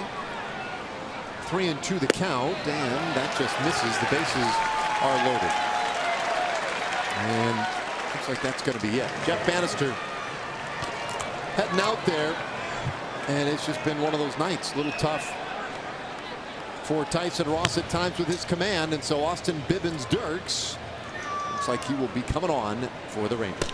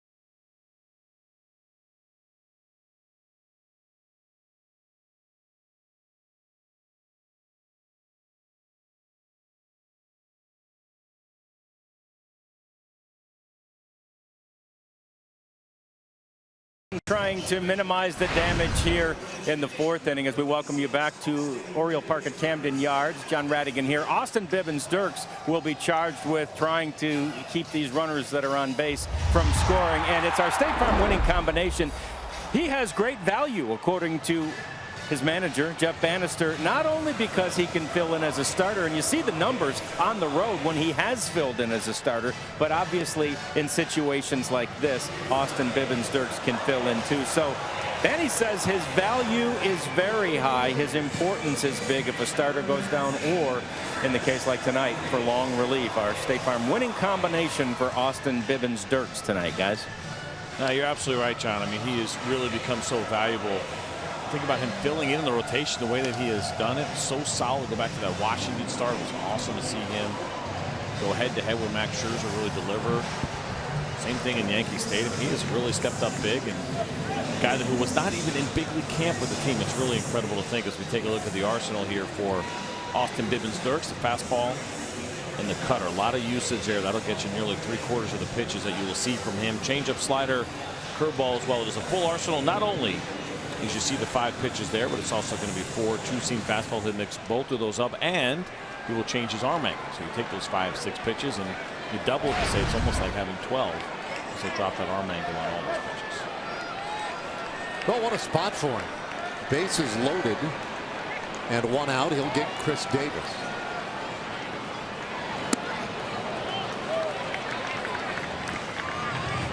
Take a look at the inherited runners here for Austin. Has done a very nice job. He's only run across 6 of those so far, but he has stranded 5 of the 6. Could pad those numbers right here. Davis is homered and popped up. And hits this ball high in the air to center field. Gomez goes back, and it is gone. A grand slam by Chris Davis. And that's a big blow in tonight's game. 10-1 Baltimore.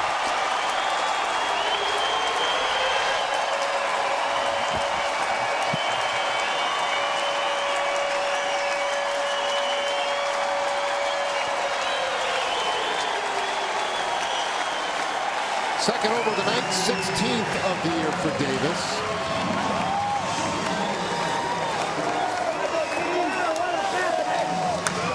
And he cashes in a big spot. Well, after the elevated fastball, Austin comes back with a slider and wants to throw it back door, and he's thinking outer half, and well, maybe caught a little bit more of the plate than he wanted. That's impressive from Chris Davis, who has never seen, obviously, Austin Bibbins-Dirks before. And jump on a 1-0 slider like that just shows you the tremendous power that he has.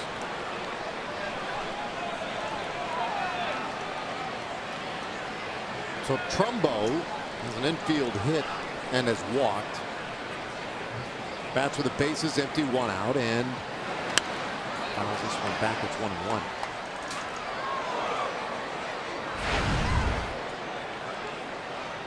I was talking to Austin earlier this afternoon about the challenge of not having pitched for better than 2 weeks. And he pointed out, I said, you know, I know earlier in the year it was like 10 days when you were called up. He quickly pointed out, I said, no, that was 16 days.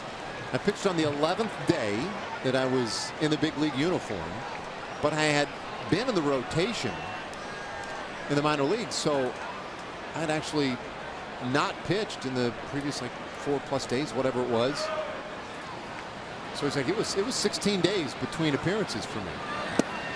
And so he felt like this was not that big a stretch in that sense, something that he had been through. Every other day goes out there, throws about 10 or 15 pitches off the mound. It's part of his bullpen. And felt like, well, when the time comes, I'll be ready to go. You do the best you can, and you certainly appreciate the attitude that Austin has, and saying it's not going to be a problem, and I'll be able to handle it. But it is asking a lot. 17 days off in between game action. Little number right out by the plate, but it goes foul. 2 balls, 2 strikes on Trumbo.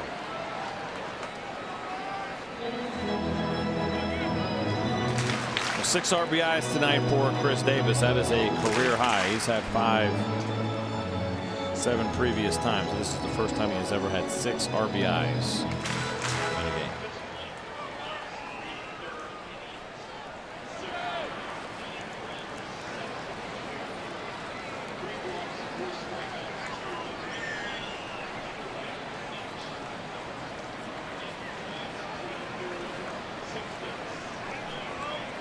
So Dirk's 2-2, and he strikes out Trumbo. 2 gone in the 4th inning. So give it the home run, comes back with a strikeout.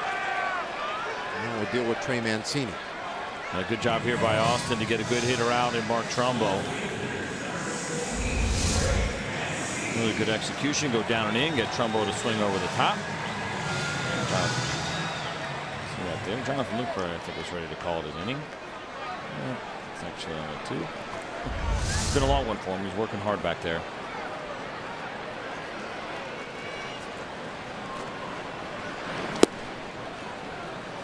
Now, in Jonathan's defense, when you were talking about Tyson Ross potentially getting a double play when he was still in the game, I actually thought there were 2 outs at the time as well. That was like 3 hitters ago. I was just like, oh. So he's not the only one. Does happen. Had the error earlier in the inning. Those types of things can enter your thinking. As a ground ball into left field for Mancini, his 2nd of the night. Orioles have another base runner.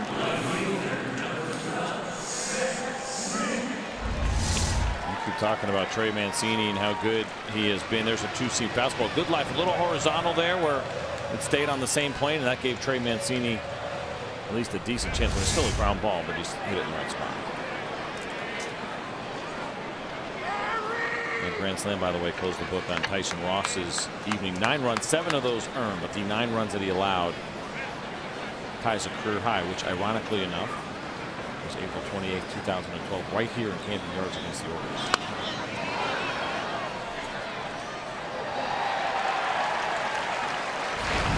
Smith gives the fans a souvenir. So Smith 0 for 2, a strikeout and a ground out tonight. 10-1 Baltimore. They have taken advantage of some free base runners in this game today. A couple of Rangers errors.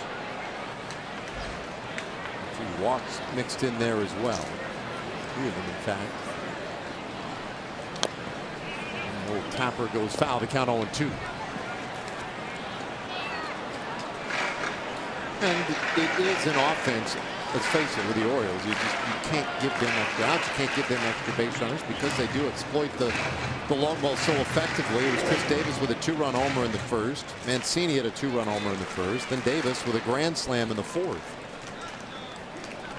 There's 8 of the 10 runs.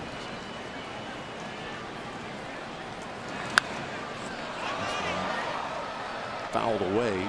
Keeps the count 0-2.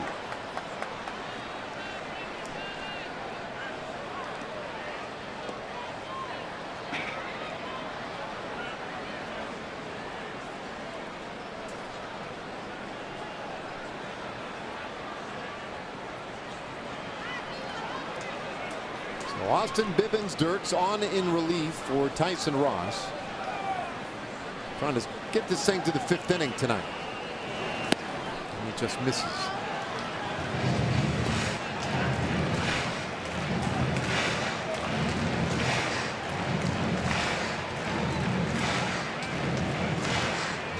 This is the 3rd time for the Orioles already to go through the order.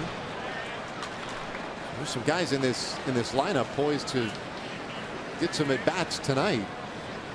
Certainly the way this thing has started. Now time called.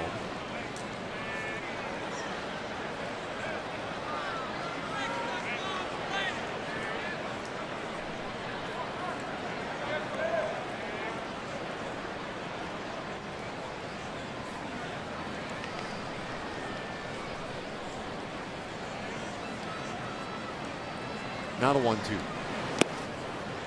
Stop back there by Lucroy.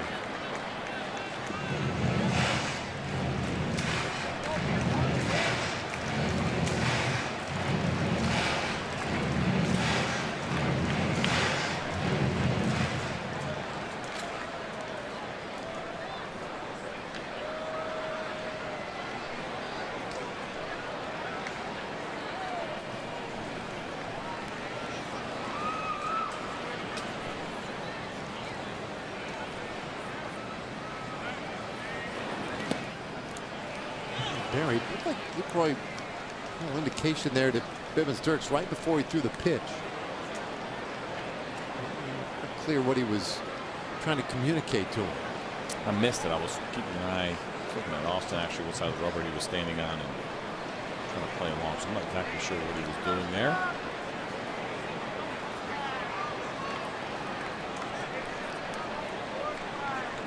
Well, 2 strikeouts in the inning. One of them recorded by Ross, the other by Bivens Dirks.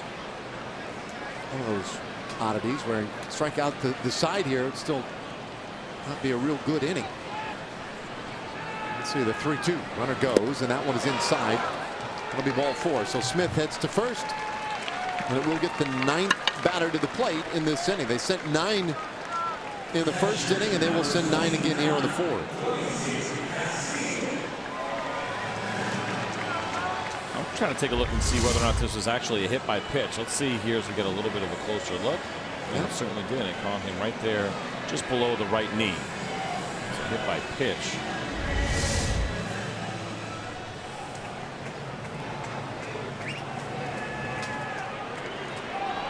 Already a long night for Jeff Bannister. Let's see as he took a seat back on the bench. These are tough ones. As now Wellington Castillo 0 for 2, twice is flied out to right field.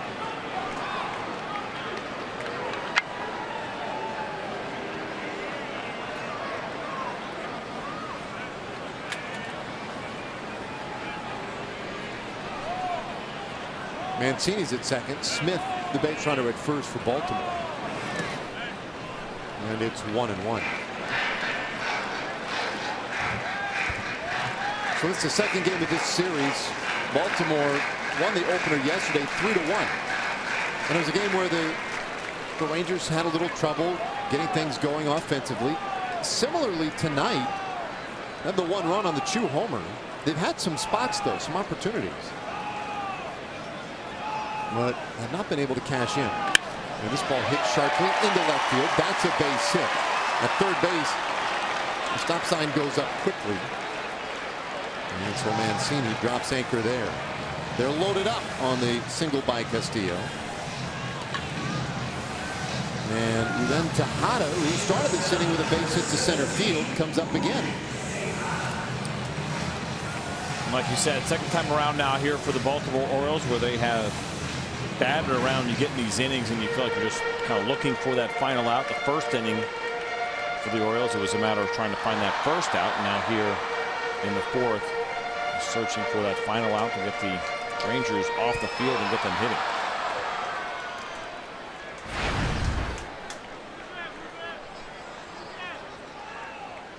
Now Tejada, 1 for 2 tonight, 1 for 3 yesterday.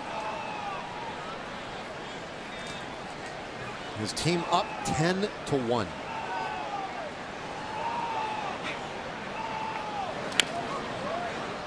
Fouls off the first pitch. So this is the 5th game since the All-Star break. And the Rangers got out of the break nicely with that 5-3 win on Friday in Kansas City. Good starting pitching from Martin Perez. And the next day came back out, got a 1-0 win and a last at bat victory with Shin-Soo Choo delivering the game winner in the 9th. But it's been tough since then. Lost the final game in Kansas City on a sunball in right field in the 9th, and then yesterday lost 3-1 as the offense went quiet. They've been quiet again today, but also a day in which the opposition has really rised up offensively. Mancini, Smith, and Castillo from 3rd to 1st. And the 1-1 pitch. Swing and a miss. Good slider there from Austin at 88 miles an hour. I wanted to know, you mentioned that Robinson Chirinos was scheduled to catch tomorrow. Yeah. So Jonathan Lucroy probably stays in, even though he's caught now. It'll be 5 in a row. Kind of in a weird spot where, you know, a lot of times you think about pulling your catcher at some point here, get a little bit deeper. 4 in a row, I guess I should say now. And this is a long night for Jonathan. It continues to be. I wonder if this is a weird spot. I wonder if Jeff Bannister would want Robinson maybe to catch the last inning or two just to give Jonathan Lucroy a break, but at the same time, knowing that he has to start tomorrow. He's grinding back there. He's doing the best that he can, working hard.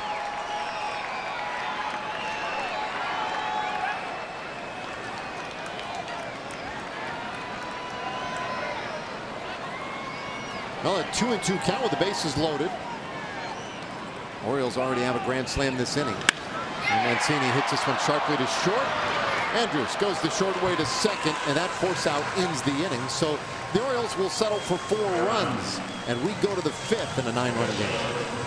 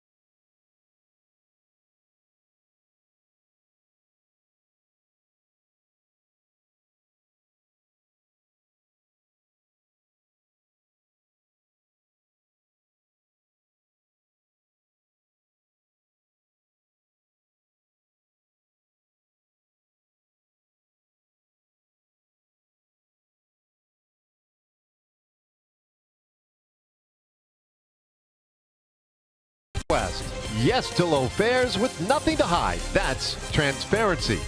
And by Ford. Visit your local Texas Ford dealer now during the Ford Summer Sales Event and see why Ford is the best in Texas. A lovely night here in Baltimore, but the scoreboard not that pleasant. 10-1 Baltimore as we go to the 5th inning. Joey Gallo starts this off in the 5th inning. You just saw a shot there of Chris Davis. How about the age 23 season for Chris Davis versus Joey Gallo? Gallo better on base, better slugging, fewer at bats per home run, walks more often. The only difference there, of course, is the batting average, and so I think it's a fair comparison. You're looking at 2 very similar type of guys, big, strong, left-handed power hitters, and trying to figure out how that game plays at the big league level. I think there's some encouraging signs in there when you see the great success that Chris Davis has had. Okay, can Joey Gallo get to that point as well? And he certainly had an opportunity to get some great experience this year, consistent at bats, as you see Chris Davis. A bit of a smile, big night for him, couple of home runs, 6 RBIs. No balls, 2 strikes on Gallo, who walked his first time up. I said it, RBIs with an S. That's what it is. That's right.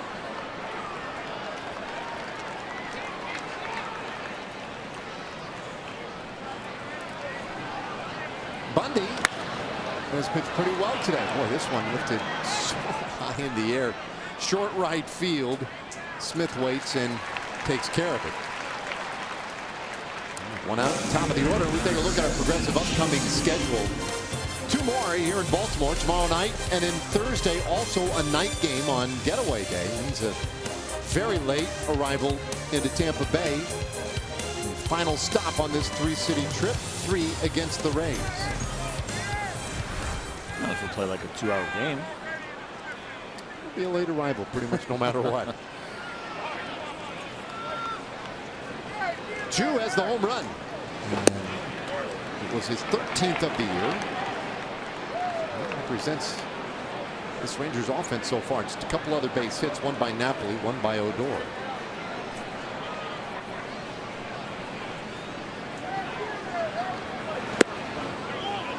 Talking earlier today to Elvis Andrus, right, about the award. He was given a heart and hustle. And then a little bit about this offense and what needs to happen and how they feel about things. And he's disappointed. He was pointing fingers at himself first. So, you know, look, as a group, we need to do better. But Elvis went back to something we saw a lot last year. He said, you know, we need to do the little things, hit behind runners, come up with the little base hits here and there.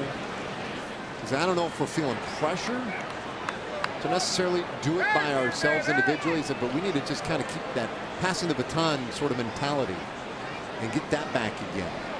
Get guys on and get them over. Sure, some rhythm to the offense, start stringing some hits together. Very important. We've seen this club do that. Even though they rely on that power, they can also base hit you like that and shoot with a nice base hit to right field. And his second of the night, so the Rangers do have a base runner now for Elvis Andrus. Let's take a look at our power stats, which are brought to you by Kubota. This is not the most encouraging news right now for the Texas Rangers, and Dylan Bundy has done an excellent job in the position that he is in right now, and that is third time through the order.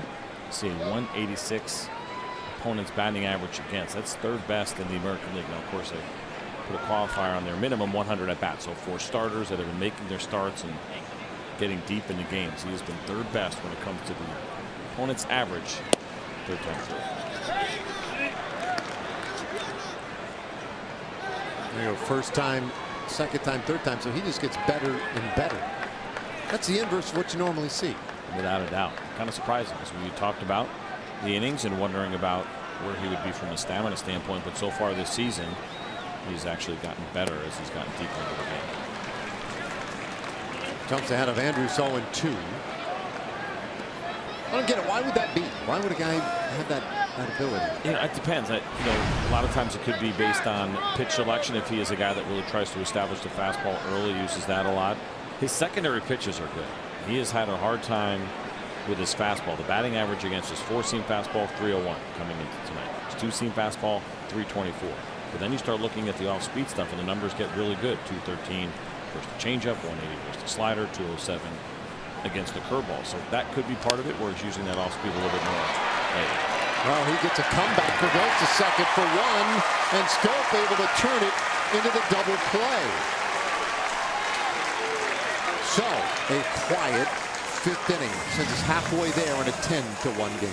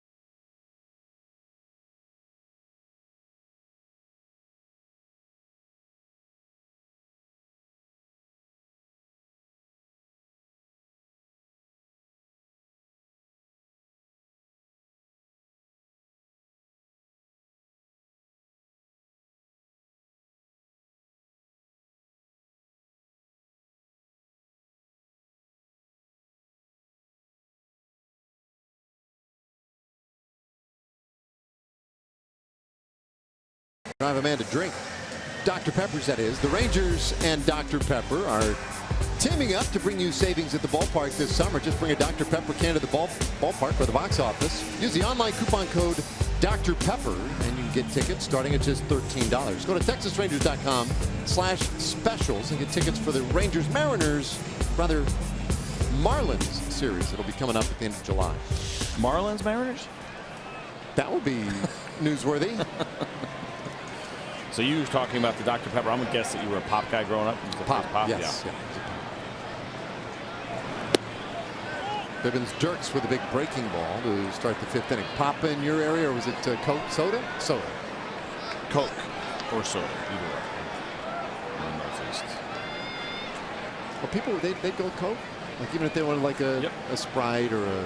Well, not a Sprite, or whatever. If you wanted one of the dark colors, it would be RC or Pepsi. But if you're out at the lake or whatever and somebody's running over to the cooler, hey, you want a Coke, right? And that's it. You want a Coke? Yeah, I'll take a 7-Up. No, that is incorrect. Really? Yeah. That is not how that works. I'd say I wanted 7-Up. I think, the phrase whether it's pop or Coke, no, meant Coca-Cola, I know Pepsi, you would say you want a 7-Up, but I'm saying if I'm running over the cooler, I'm saying, hey, you want a Coke? Meaning the cool beverage. At this point, I think I just asked you to grab me a beer instead. Based on how the conversation was going. To be honest with you, I'm not bringing you anything. I'm going over there and I'm going to grab mine. I'm going to sit on top of it. Jones with a base hit to start the 5th inning. Probably throw some ice at you as well. Manny Machado coming up now. As if I'd be worried. Or that you would actually hit me. I don't know that I'd be on target. Machado, a couple of strikeouts today after the real good night last night. This didn't fare anywhere near as well against Tyson Ross, and then is now looking at, for the first time tonight, at Bibbins Dirks. Of course, he had a weird at bat his last time up. First pitch, it was a strike, was called a ball, so then plate umpire Brian Gorman made that up on the next pitch. It was a ball and called it a strike, and I think at that point Machado's like, I'm out of here. Yeah. And you look at the first pitch right there, and that's in our pitch tracks, and so it's kind of the same thing. Now, we swung at that one out of the zone. So far, the ones out of the box have been strikes, and the ones inside the box have been called balls.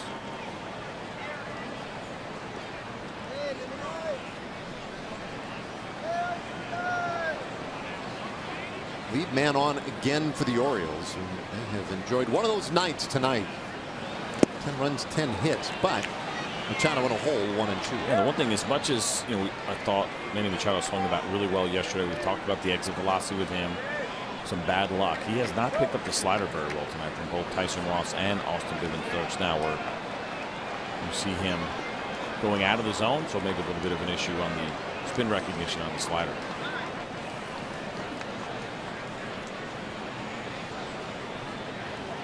One-two pitch. And that one sharply hit to Beltre at third. Nice play. Boy, not a lot of time to react down there. That's a nice play by Adrian. A good piece of hitting that turns into an out for Manny Machado. And Austin decided that he was going to drop down on this slider. He had thrown his previous 2 sliders from his traditional arm angle, and so he thought maybe he could fool Manny by changing the arm angle, but this one caught a little bit too much plate. Manny hit it hard, but thankfully right at Adrian Beltre. Another one gone. Here's Jonathan Scope, who has reached all 3 times.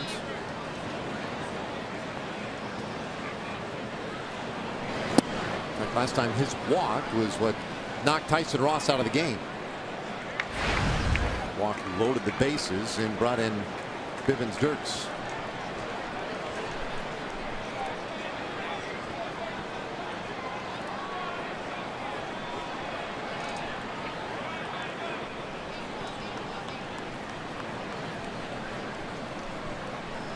Strike pitch.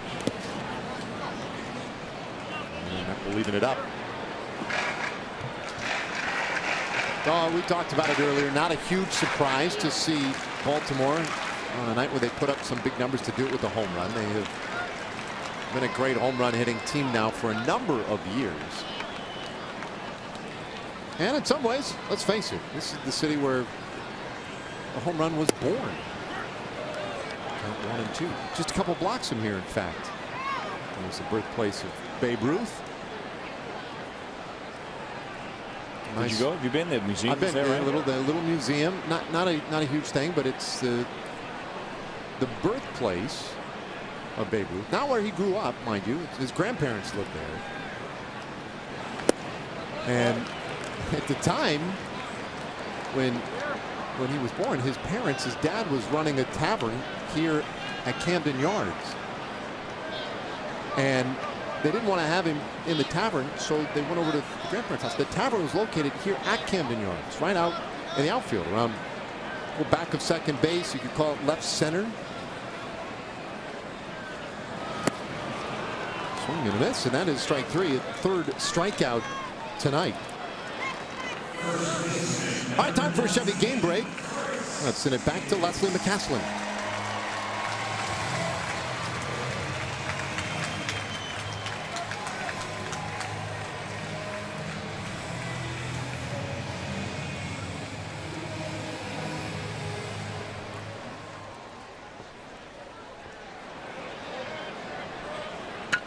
All right, thanks, Leslie. Oh, Jones at first, and with 2 outs, here's Chris Davis. And he takes strike one. So here we go. Babe Ruth's, his old man's tavern.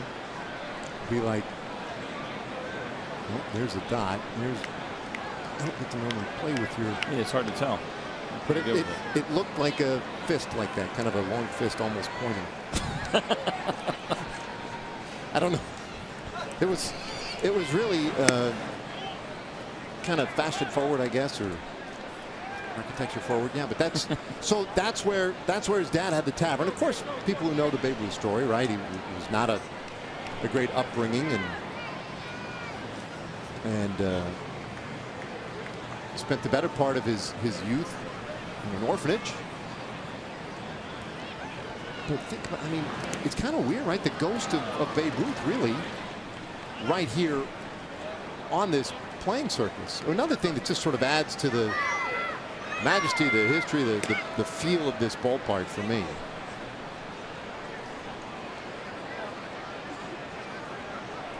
I saw Pete Rose yesterday on MLB Whip Around as they were finishing off their show, saying that it was Babe Ruth's granddaughter's 101st birthday yesterday. Wow. How he knew that is beyond me. But he's pretty good with his facts. He is pretty sharp, Pete Rose is. So I'm going to take him at his word without any research. Yeah, that's one of the cool things about Pete. You know, because you've worked with him a lot. But for a guy who was great as he was at the game, right? Mm-hmm. His appreciation for the game, the history, broken belt for Bivens Dirks. It's been that kind of night right there. Started with Carlos Gomez wearing the wrong uni. It goes to Bivens Dirks with a broken belt. At least it's not as bad as when Pablo Sandoval broke his belt. Hector Ortiz. Coach's job never ends. Gave up his belt. What happened? See it. Oh, man. I thought this was the big leagues. What's up with these belts? Wardrobe malfunction. It's a good job by Austin when we were talking about the belt loops. Well, the difference here with the Texas Rangers, they're longer belt loops as opposed to having all the single ones. Chirinos, Martin Perez getting to the bottom belt gate. That thing just ripped. 3-1. So finish what you're saying about Pete. Well, I was just saying, Pete's one of those guys who's always had that great appreciation for the players who came before him, right? I mean, he really got it. He loves the game, loves the history of the game, loves the current game. It is amazing. If you watch him, he will rattle off a random stat about a current player that is accurate with 0 notes in front of him. I was watching him, Frank Thomas, Alex Rodriguez, not a single piece of paper in front of him, doing an hour-long studio show, rattling off numbers. Savant. Yeah, a little tight on Davis, and he'll take the walk. So Bivens Dirks could not work around the broken belt. Puts Davis on. 2 base runners now for Mark Trumbo. And he struck out Trumbo last inning when he came on a relief after giving up the home run to Davis.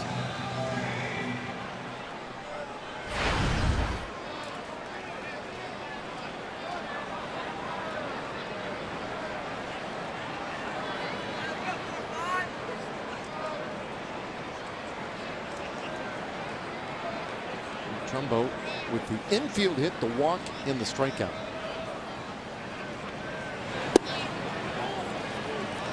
So 101 years old. I believe he had 12 grandchildren. I thought I saw, so I don't know. The Babe did? I believe so. I mean, how old would the Babe be himself right now?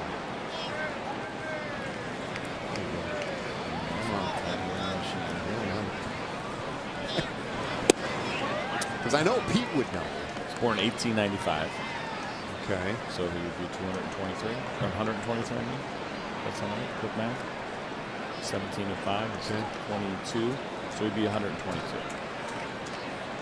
So then he had a granddaughter at age 22. I mean, Pete, I think Pete, I hate to call him out, but I think Pete might have needed to do a little more research. You know, he does rattle off a lot of numbers off the top of his head, but I think he might have missed on that one. Is there a chance he said daughter would have been 101 today? So daughter, maybe, yeah, daughter, I guess. Let's see here. Well, Babe was, I think his first contract, he was maybe 19 years old, played here in Baltimore, didn't even complete that season with Baltimore. He was traded to Boston. And I think he was married that same year, so that means that 3 years later, daughter. Yeah, so that makes sense. Maybe it was his daughter. Would have been home. Ground ball up the middle. Andrews scoops it to second base, and that ends the inning. The Orioles leave a pair. Here it is, the birthplace of Babe Ruth. Great little museum if you're ever in town here in Charm City.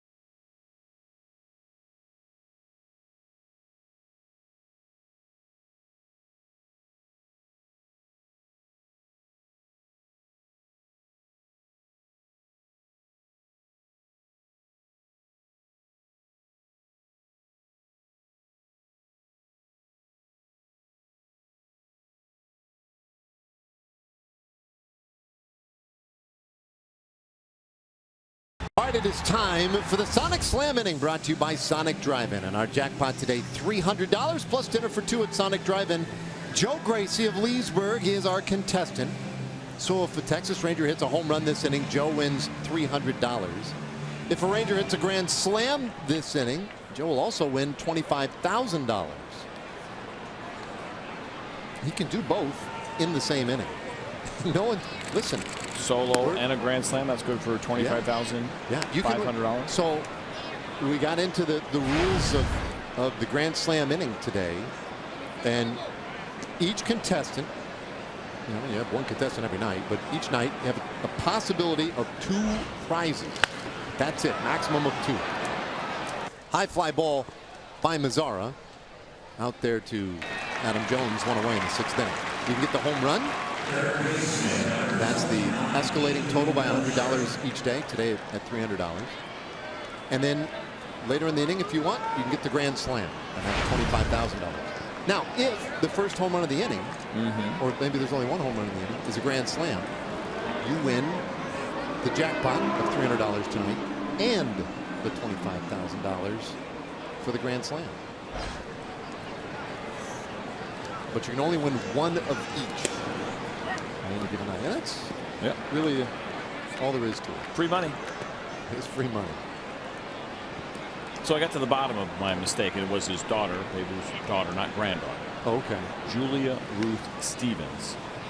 Now, Pete might have had the date wrong because I'm seeing July 7th, 1916 as a birthday, but she did turn 101 years old. Okay. So he was pretty close. Somewhere in there, there's some truth in there. Well, a lot of lies and exaggeration. Babe Ruth did not have a granddaughter that would have been 101 years old. Ball and 2 strikes on Adrian Beltre, who is 0 for 2 tonight. Fly out to center and a ground out to third, and he hits his ball sharply but foul. Talking about guys like Babe Ruth and the all-time greats. And Beltre putting his name among them on a daily basis with the numbers he's putting up. In fact, he's closing in on an all-time great here in Baltimore. So he shoots this one down the right field line, but foul. He stays 1 and 2. He needs 2 more doubles to catch Cal Ripken Jr. on the all-time doubles list. Take a look at Adrian here after he hit this ball. Just in case. He figured it was foul. Oh, wait a minute. Yeah, it's fine. Effort always there. Always there. Bouncer left side. Machado flags it. Goes across the diamond. Takes care of Beltre. 2 gone in the 6th inning. Beltre currently sitting at 601 doubles. Tied with Barry Bonds. 16th all time. Next on the list, Cal Ripken at 603. I was kind of hoping he'd get that while we were here. There's certainly plenty of time for that as you take a look. The all-time leaders. It's pretty good players. Pretty good players, but you know what's interesting about that list right there, 13 through 16. Those are all pretty recent. Yeah. Ball fouled off by Napoli. Napoli 1 for 2. Do you think it's recent at the top? Do you know who the all-time doubles leader is? This is one that I actually knew because I heard his name quite a few times earlier in my career based on one of the teams that I was playing on. You know, Craig Biggio's up there, right? That's why I was part of it. So Biggio, single season, was chasing also the guy who is the all-time doubles leader. All-time doubles leader. I was going to say somebody like Stan Musial, but Trish Speaker. Yep. Musial's 3rd on the list. Strike in there to Napoli, 1 and 2. How many of those do you think actually went over the fence? Yeah, I mean, now I really have something to do the rest of the game.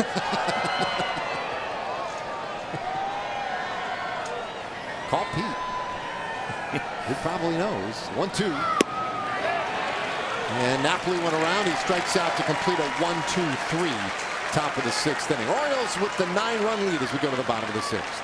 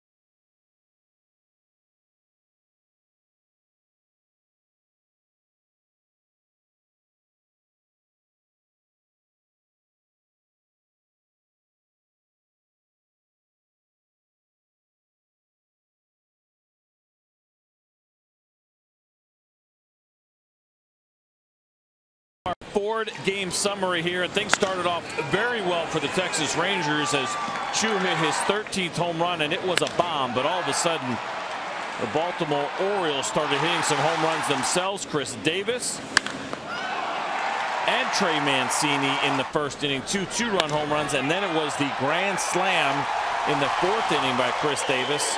2 home runs, 6 RBIs, a career high for him, or RBIs in a single game. As you see, Austin Bibbins-Dirks continuing to work here. He came on in the 4th inning for Tyson Ross, who started this game and allowed 9 runs, 7 of which were earned. It comes in tight on Trey Mancini to start this 6th inning. Mancini, Seth Smith, and Wellington Castillo. 10 runs, 10 hits, no errors for Baltimore. They've stranded 7. Swing and a miss. 1 run, 4 hits, and 2 errors for the Rangers. They have left 4. All right, Drew Robinson is coming to play third base. So Beltre will time off his feet, and Pete Kozma replaces Andrews at short.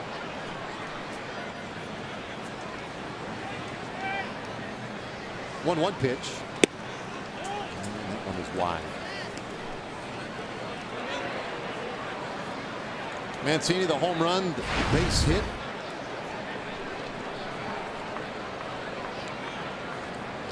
Great season numbers for him. A legitimate candidate most years for Rookie of the Year. Not going to happen this year. I hate to break any news months in advance. It does seem that Aaron Judge has the inside track on this one. Otherwise, you might be talking about Mancini. In fact, he might be the guy everyone's talking about. 2-2. He stays alive. It's been a really good year for him, and you mentioned the few at-bats that he had last year. Did a nice job, 3 home runs and 15 at-bats, and you know, you're not really sure what you have in that situation, and earned himself a spot on this opening day roster. Has done a very nice job since 8th round pick out of the University of Notre Dame.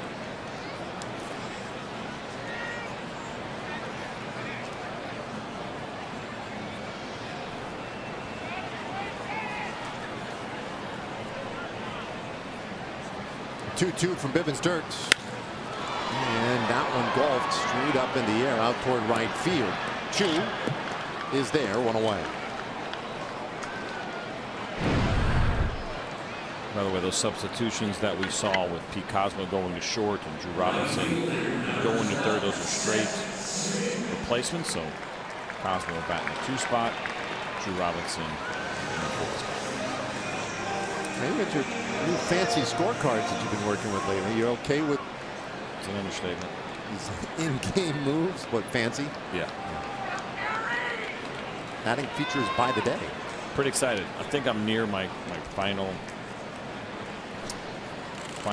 version of this. Been a couple different ways. I'm figuring out exactly how I want to score games this year. The information that I need, different than when if you're actually just scoring a game for yourself. What we like to use in the broadcast, or what information I like to have, and just kind of streamlining. And yeah, as you well know, I'm very proud of what's going on here right now on my scorecard. This is a point of pride in my life right now. Pretty exciting. Bibbins-Dirks buries the pitch to Smith, 1-1 the count. You do seem like a guy who appreciates organization, symmetry, order. Yep, that's why I have a little bit of an issue with what's going on here in the booth with the logos that they have of every team. It's actually really cool. I've never seen this in any booth where they have the American National League and they have all the logos sorted by division in order of what place those teams are in. Very cool, with the exception of the fact that the American League is listed horizontally. You can see it there. The National League vertically.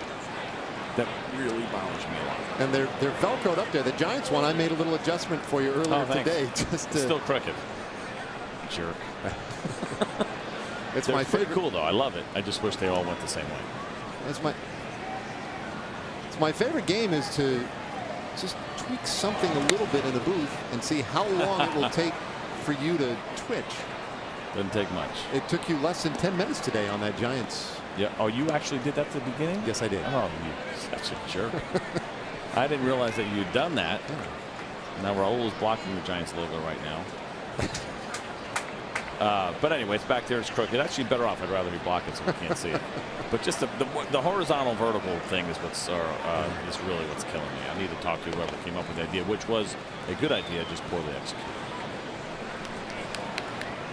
1-2 pitch. Well, if you had to choose one or the other, vertical for sure. I don't think about the way that you look at standings. I'm with it.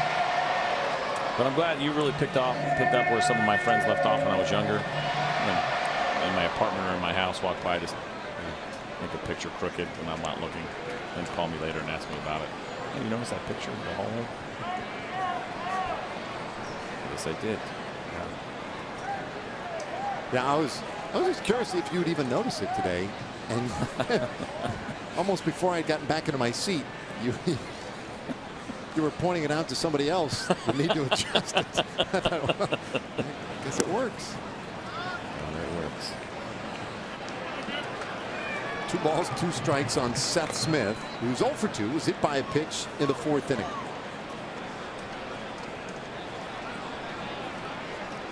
Well, Bivens-Dirk's getting some work in.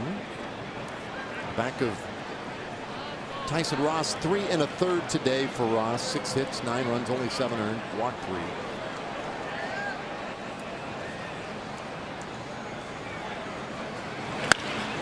This ball hits sharply, but out at right field. Odor hops up and his throw's not in time. That hit so hard, Odor lost his footing, and that allowed Smith to reach. Otherwise, he was out. The shift was well done. I think you got to call him out just on principle. I mean, this is unbelievable how far away Rougned Odor is as you see Joey Gallo trying to make the pick, and Seth Smith just got that foot in there. When you think about the distance, how far away Rougned Odor was when he actually caught that baseball, that's a long throw.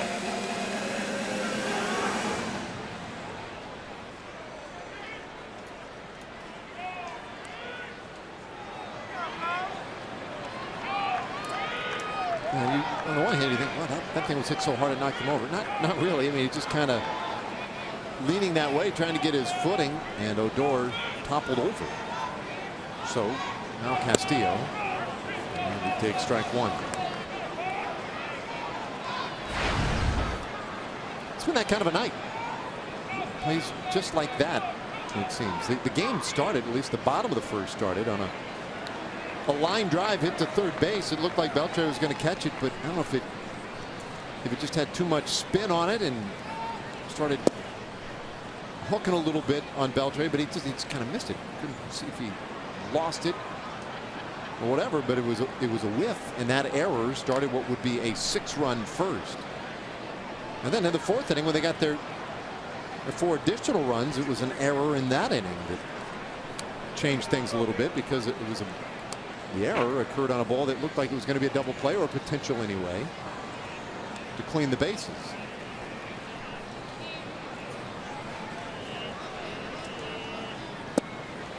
But low 2-1. You see Austin Bivens-Dirk's working really hard now. That pitch count up to 63. He's pitched part of 3 different innings, 2 innings total for him with the 6 outs that he has gotten. He came in the 4th, pitched in the 5th. Now here he is in the 6th. So he's had to work a little bit. The Orioles feeling it tonight offensively, and put together some really good at-bats against Tyson Ross, and now here against Austin Bivens. Hammered foul. 2-2.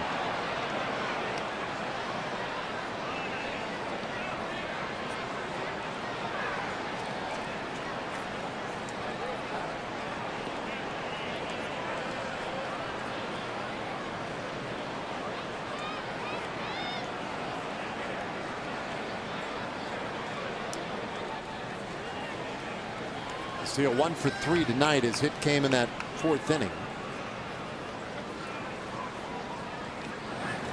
He was the 9th batter up in that inning, and he strikes out swinging here, so 2 away in the 6th. All right, tomorrow, not you want to look too far ahead, but let's go ahead and look ahead to tomorrow. Our pregame coverage will begin at 5:30 Central Time. Martin Perez and Kevin Gausman, our AT&T pitching matchup. Martin, the one who got the nice start going in this second half with the starting pitching. And his good start Friday night in Kansas City. If somebody tells him that sees that he's got stuck in his beard, good teammate would let him know. I didn't see that at first, but you're right. Gausman going for the Orioles. Now, this will be the third starter in a row where a guy has been struggling. We had talked about Chris Tillman. You know, he hadn't pitched in 18 days. Managed to put together a pretty decent game against the Rangers. And then Dylan Bundy, who was really good at the beginning of the season, has struggled as of late, but he has pitched pretty well here and spotted to a really nice lead. And Gausman is another one of those guys. A guy that they thought actually might be ready to step into their ace role last year. No seeds in his beard. Smaller beard, though. Hard to catch him. 2-0. But hopefully, it'll be basically the third shot in a row for the Rangers against a starter who had been struggling as of late. And somebody's got to pay here sooner or later. We talk about this offense and some of the struggles that have been going on. And John Radigan, of course, talking to Elvis Andrews and you as well, and kind of getting some feedback from him. This is one of these offenses, and it's starting to feel like that time that somebody is going to have to pay the price. And I say that in a way where there's going to be some kind of offensive explosion coming in pretty soon for the Rangers. Hopefully, if not by the end of this game, by tomorrow against Kevin Gausman. Well, Tony Barnett starting to throw out in the Rangers pen, and a little conversation out there with Austin Bibbins-Dirks. Lou Croy along with Doug Brocail, Rangers pitching coach. Buying a little time sometimes, and there is something about the Brocail and Bibbins-Dirks relationship. Doug just has a way of channeling all the right energies for Austin. A pretty firm hand with that pitching staff, and he definitely knows how to reach Bibbins-Dirks. He's been so proud of the work that he has done, that Austin has done for this Ranger staff, and you're right, there have been times where the communication just really good between those two. And I think he really wants to see Austin finish off this inning. That one hit sharply over third by Tejada. Into third base goes Smith, and they will stop him there as the ball dug out of the corner by Mazzara, and they'll have second and third with 2 out. So Tejada gets a double, but no RBI. And it turns the lineup back over to the top again. Well, this was a 2-0 two-seam fastball. Austin was trying to go down and away. It finished up and in. See Tejada hit it into the corner. I mean, Seth Smith not a great runner, and you think about this score right now as well. You're not taking any chances. Nobody trying to take an extra base unless they know they absolutely have it. So they decided to go ahead and hold Seth Smith up. Dickerson, the third base coach down there for the Baltimore Orioles.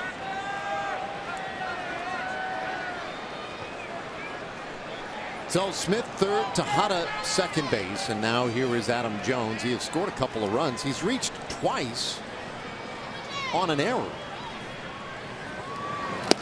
And so that kind of hurts a guy's average. He's got a 1 for 4 going tonight. Singled his last time out. That one ball that was really hard to Adrian to start off the game, and then the kind of the squibber to Joey Gallo where he got caught in between on whether or not he wanted to field it traditionally or try to backhand it. Went the wrong way, and the ball kind of skipped on him and turned into an E3.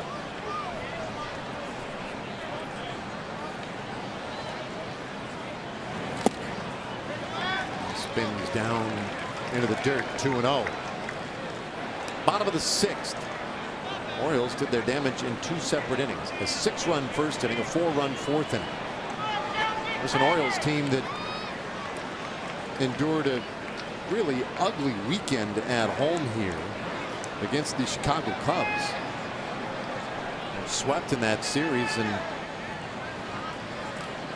he gave up, what was it, 9, 10, and 8 runs in that series. A wild pitch all the way to the backstop. But after he scored a wild pitch because nobody advances, Smith kind of instinctively charge down the line, but then realize, well, wait a minute, it's a 10-1 game. I'm going back. Well, Adam Jones really put the brakes on Seth Smith here as you see this pitch get away from Austin Bibbins-Dirks as he yanks it, goes all the way to the backstop. But you're going to see Adam Jones, as soon as he sees this, looks back and then looks over to Seth Smith and tells him to go ahead and hold up. Now, I think he thought, and you see him now, and it's probably too late, that that ball was going to bounce off of the wall a little bit further than it did, and the ball actually hit that advertisement and stopped back there. But I think, you know, he's played enough games here where he first looked and saw the low bounce, and I think was figuring that the ball was going to ricochet off the back of the wall and it was a chance not worth taking, but it did not.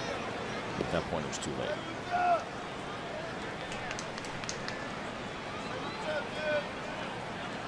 Now the 3-0. And that one in there for a strike.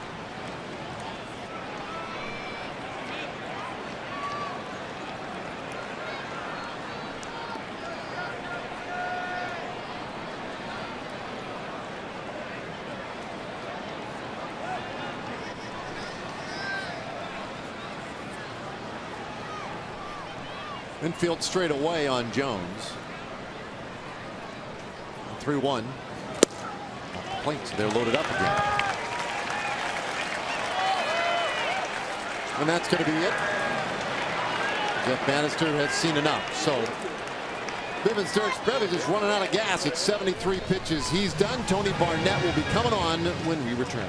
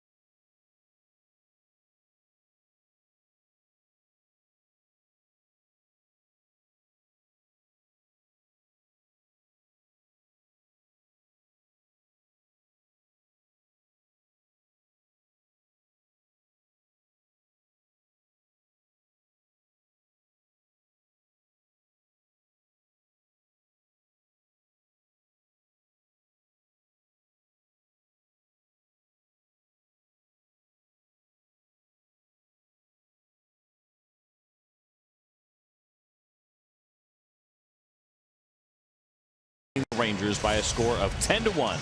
The Rangers will take on the Houston Astros on Sunday, August 13th, and the first 10,000 fans will take home a Rangers talking alarm clock. That'll be courtesy of Dr. Pepper and Brookshire's. Make sure you get your tickets at TexasRangers.com. And they have maybe, quite possibly, this will go down as maybe one of the greatest alarm clocks ever made. When it goes off, you get to hear the voice of the great Chuck Morgan letting you know that it is baseball time in Texas. I won't even try to imitate him. I don't want to. We would be doing him a great injustice. But that's going to be pretty cool as we see Tony Barnett comes on now for the Texas Rangers. And we mentioned that Austin Bibbins-Dirks hasn't pitched in a while. 17 days for him. Well, it has been 13 days for Tony Barnett as you see the pitch arsenal. Heavy cutter usage. Nearly half the time that pitch will average around 89 miles an hour. And it's been a good one for Tony this year. Fastball, curveball, and that split finger, occasional split finger that you see from him. That rounds out the arsenal for Tony. And he inherits now a bases loaded situation. These will be the 25th, 26th, and 27th inherited runners that he has taken on this year. Well, Manny Machado has had a frustrating night at the plate for him. The strikeouts, a line out to third. This time a bouncer at third base, knocked down by Robinson, but everybody is safe. Makes it 11-1 Baltimore. And that's an infield hit. Smith scores, and that's charged to Austin Bibbins-Dirks. And Machado comes out swinging first pitch and hits the ball pretty hard, but he hits it on the ground, but right in that hole. Drew Robinson gave it everything he possibly had, but not a lot he could do in this spot. It would have taken a great play to turn that ground ball into an out. So the inning will continue. Now, speaking of infield hits and third base, there was a scoring change during our last break. Adam Jones started the game with that weird line drive to third base. Beltre couldn't handle. That was initially scored an error. That has been changed to a hit. Jonathan Scope goes after the first pitch he sees. Scope 2 for 3. He scored a couple of runs, driven in 2. And you think somebody made the call? Yeah, I mean, I guess, it's usually right? one of those spots sometimes where a player or representative of the player will make a call to the press box, ask them to reconsider, ask the official score to reconsider that. Or maybe even on the major side, potentially. Things that should that have really been an error on Adrian Beltre? I mean, usually it's the hitters that are making those phone calls. Or the pitchers as well. All the pitchers for sure. Awesome. This is what it was.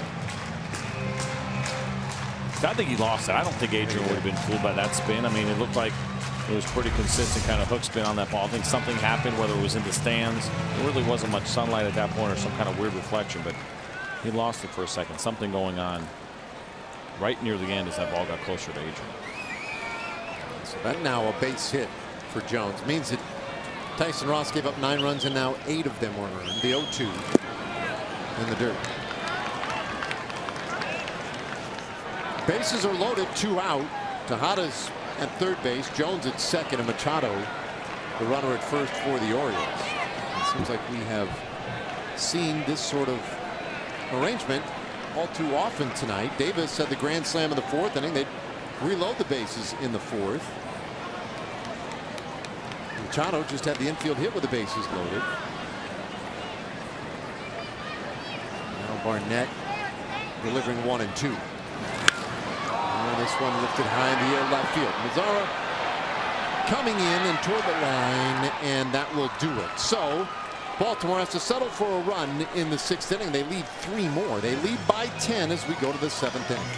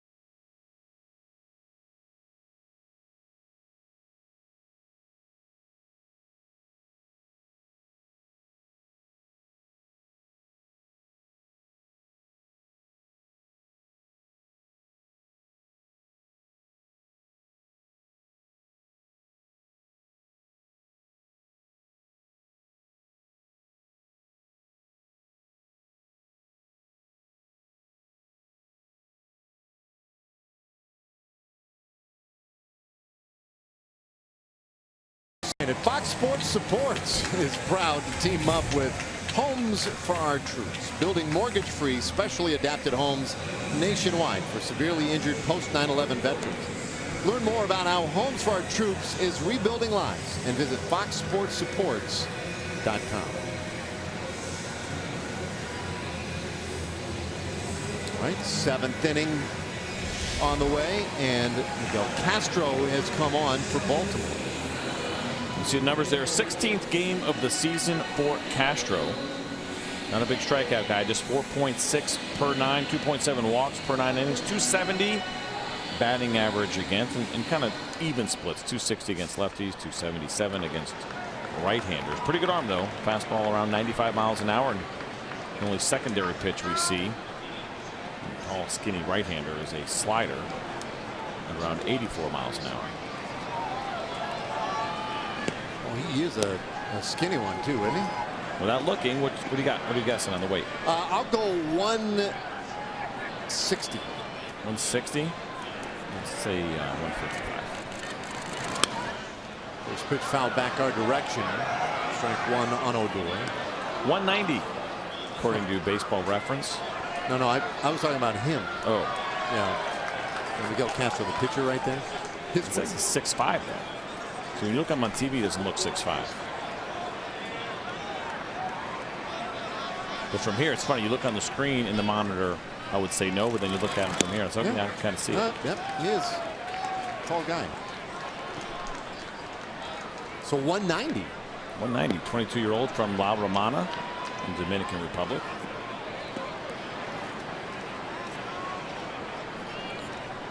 Well, I said 155. Did I miss badly or what? I mean, I felt bad at 160, but 155. 8th grade. Here's a pop-up short left field. And Tejada back there. Pardon me, Machado makes that catch. Did you go high tops at any point in your career? I did, but I wouldn't go socks up because I had those same caps, which is, to me, I told you, not a great look. Those look pretty sweet, though. They look hot to me on a warm summer night. The high tops just look really hot to me. I know it's sort of silly. Who cares how your ankles feel? But I never thought the high tops with the high socks was the right look. You're going to go, for me, I just thought you're going to go socks up, which is great. Then you go lower shoes. But those are pretty cool. They're probably super light. That's the other thing. Some of the shoes that these guys get, they're pretty incredible. The weight of them. Comfort. Comebacker, and with that long reach and great height, Castro able to pull that one down and get Lucroy 2 away.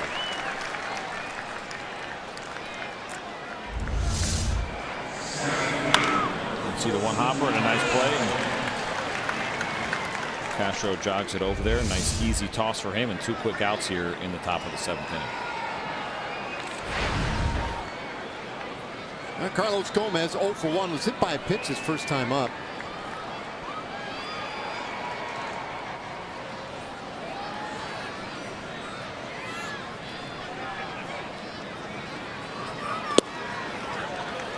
The Rangers have had just 2 base runners since the 2nd inning. They loaded the bases in the 2nd in response to the Orioles' big first inning. They scored 6 runs, the Orioles, in the first.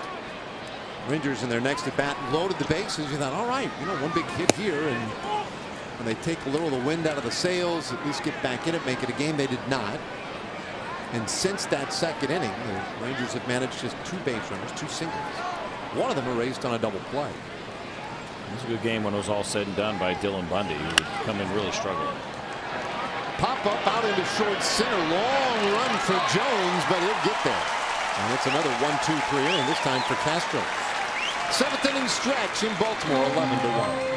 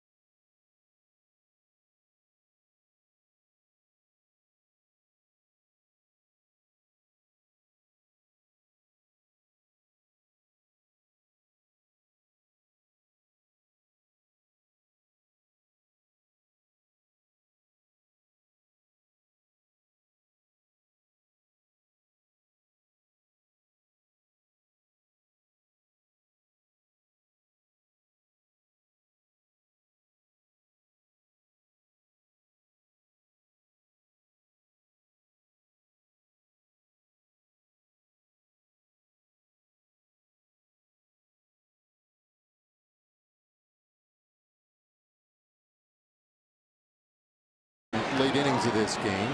Orioles have stuck with the same 9 they started with. Chris Davis, one of them, has a grand slam and a 2-run homer today. Career best 6 RBIs.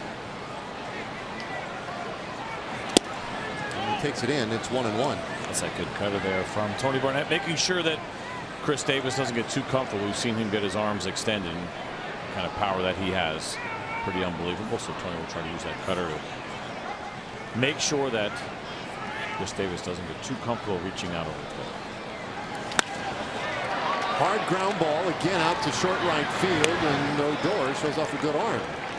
Takes care of Davis. He's made that play now like 3 times tonight. I was wondering if he's going to crow hop from there, come up like an outfielder, crow hop and throw Chris Davis out. But you're right, this is what the shift does, and we talk about it. And the Rangers have decided they would get pretty deep in the outfield against Chris Davis, against Seth Smith as well, the 2 lefties in the lineup tonight for the Orioles. Well, one away. Trumbo. Barnett came in to get the last out last inning, and wins that one on the inside corner for a strike.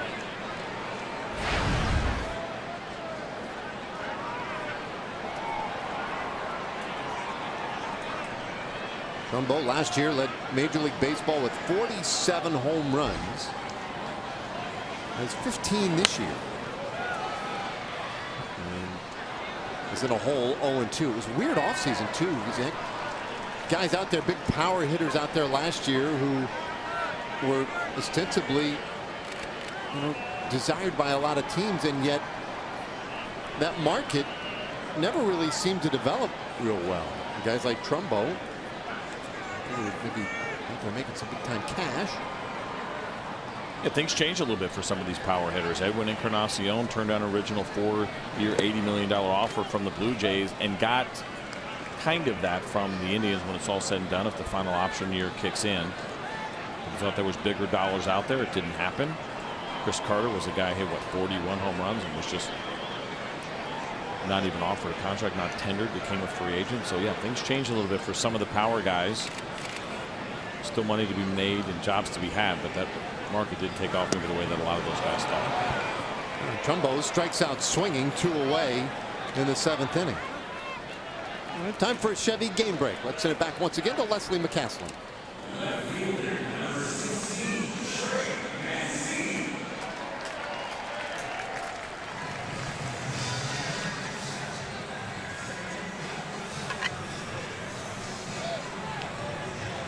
Not only do they lead there, but you'll be kind of waiting, and we were talking about hug watch, what Ken Rosenthal said about an hour ago.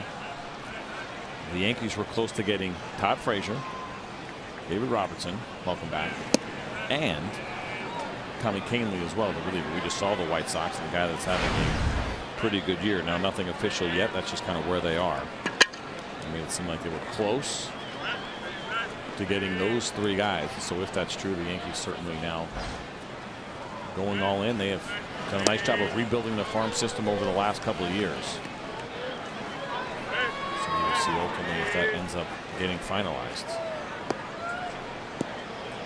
There's a couple of big names. It's interesting because the Yankees got off to a great start and been sitting there right atop the East, but they really did not play well down the stretch.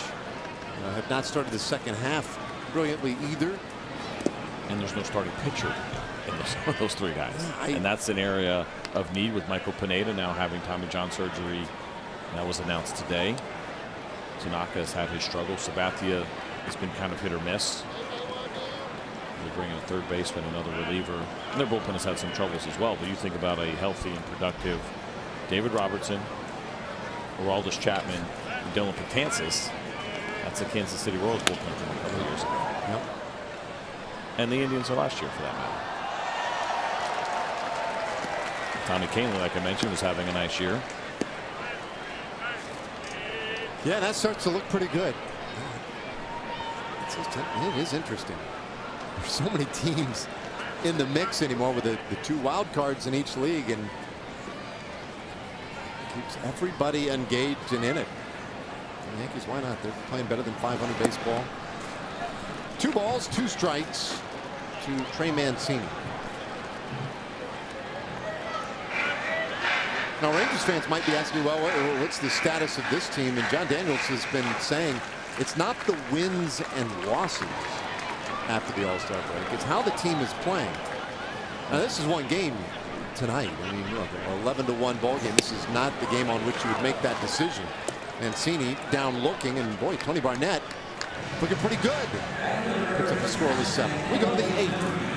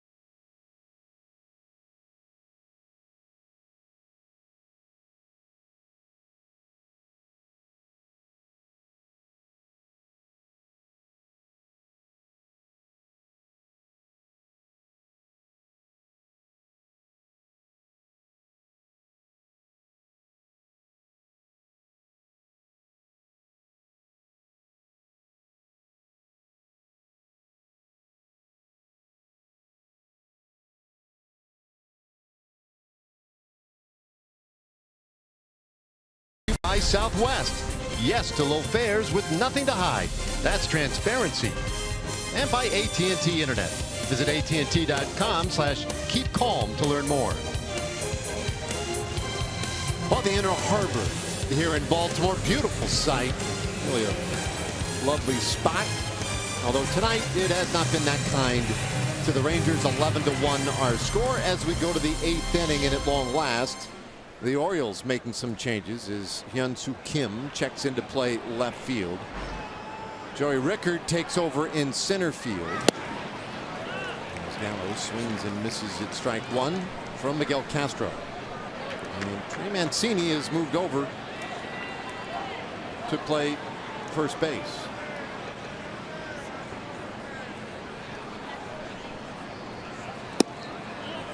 Didn't miss by much in the count. 1-1 to Gallo. Rangers needing base runners, and in a big way.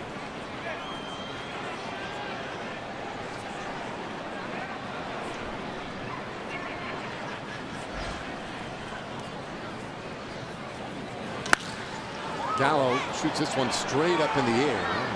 Rickard's going to get his first chance of the night eventually. That's unbelievable. 1 away. We have seen some really high outs in this one tonight.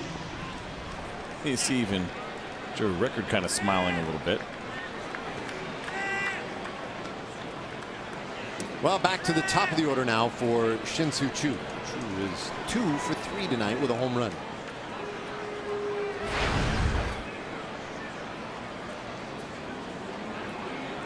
We're talking last inning about, pardon me, last inning about how the Rangers are you know, in that spot to evaluate this team and where they think they can fit in the second half, but not based so much on wins and losses, but more how this team is playing.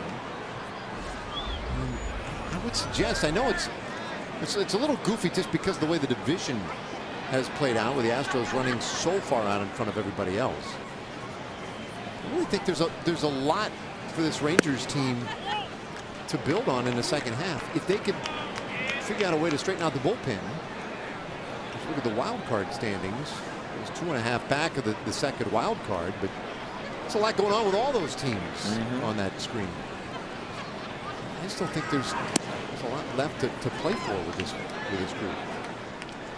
And it's the first time they've been healthy together.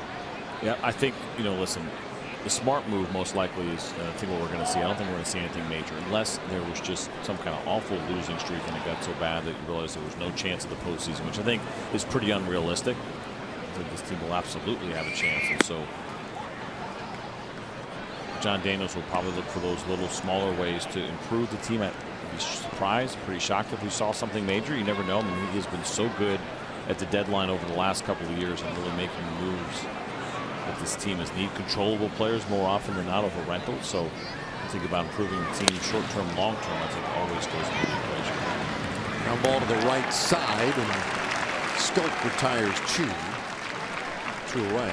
And while you're making those acquisitions, much like we talked about with the Chicago Cubs pick up Jose Quintana, right? It's okay, well, they're making a move, but he's also a guy that's under control to at least 2019. There's also options in there that can take it further than that. Well, you look at the free agents. They have Jake Arrieta, John Lackey. There's 2 pieces of their starting rotation that could be gone next year. So I think you maybe look at things the same way here. If you're a Ranger fan, say, okay, well, what can we use now? Help this team in 2017, but what about going forward? So get your hands on anybody at the deadline, much like when Cole Hamels came over here. It's not just about now, but it's, you know, if we make it great, but also about the future and these next couple of seasons. So we think about, you know, what they have for free agents, and not too bad. I mean, most of these guys under control. The biggest ones, of course, are Darvish and Jonathan Lucroy. Part of those conversations as well. And there's Darvish.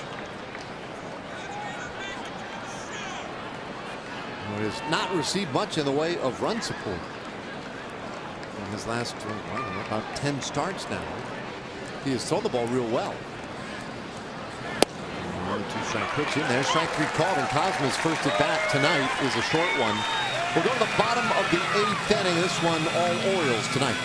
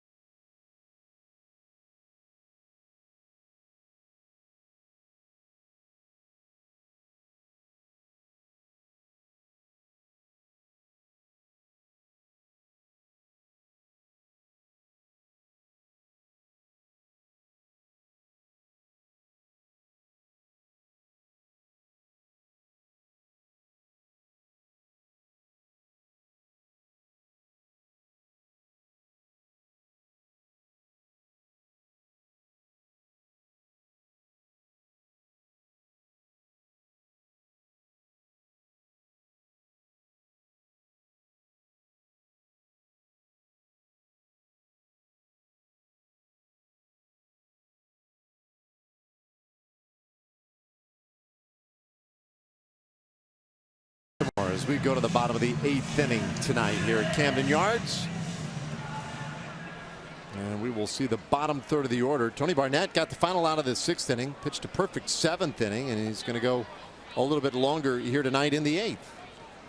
So Bibbins Dirks, who had not seen activity in like 17 days, got some long work in. Tony Barnett with the long layoff. He's going to get some extra work in tonight as well, and bounces this one away from Seth Smith. Yeah, 13 days for Tony Barnett. You mentioned the 17 for Austin Bibbins Dirks. Not an easy thing to do for these guys, but Tony's looked really sharp so far. The cutter has been live. The fastball looked really good as well, especially last inning.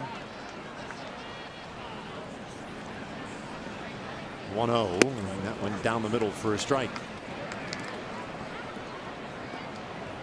Tyson Ross went 3 1/3. Bibbins Dirks 2 1/3.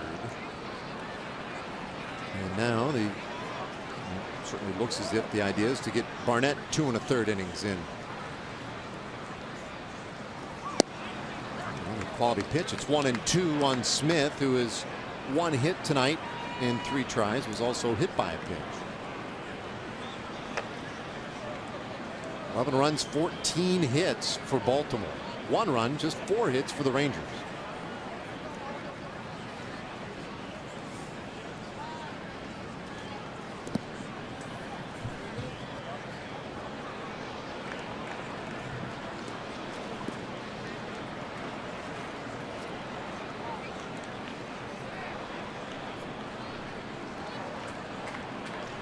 Here tonight is that Baltimore got a little bit out of their system here. And, I mean, certainly you could argue that they've been really inefficient. They didn't need, so it didn't look 11 runs as this one hit well out to right field, and that one is gone. More poor run allocation for the Orioles as Smith hits his 11th home run of the year to make it 12-1.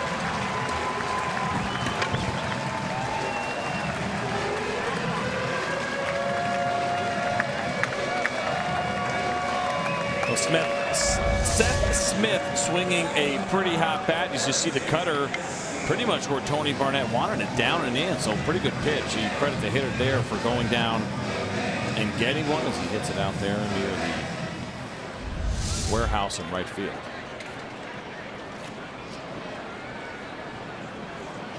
So the leadoff home run makes it a 12-1 game. Castillo takes one for a strike. Let's see, the Orioles have a solo home run, two-run homers, a grand slam. Not quite homered for the cycle. This one fouled back, and it's 0-2.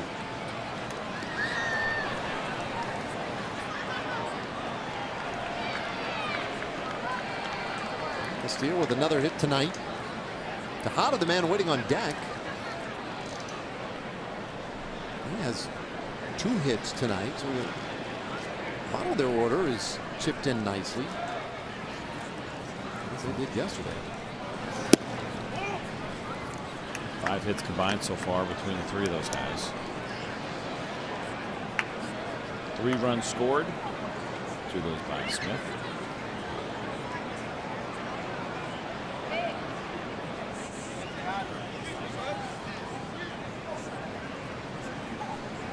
Barnett's 1-2. And a swing and a miss. His 3rd strikeout tonight, 1 away in the 8th inning. Listen, that looked like that split finger from Tony Barnett. You see that ball dive down and in. That's a good looking pitch. It's a right-handed hitter. When you're ahead in the count, throw that ball below the zone. Starts out a strike. Castillo swung right over the top.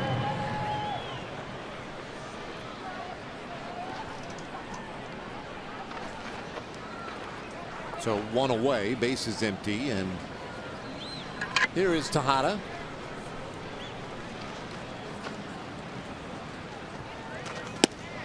And that one right on the corner for a strike. Let's see, Castillo and Tejada tonight have combined for 3 hits out of the 8 and 9 spots. Yesterday they had 3 hits.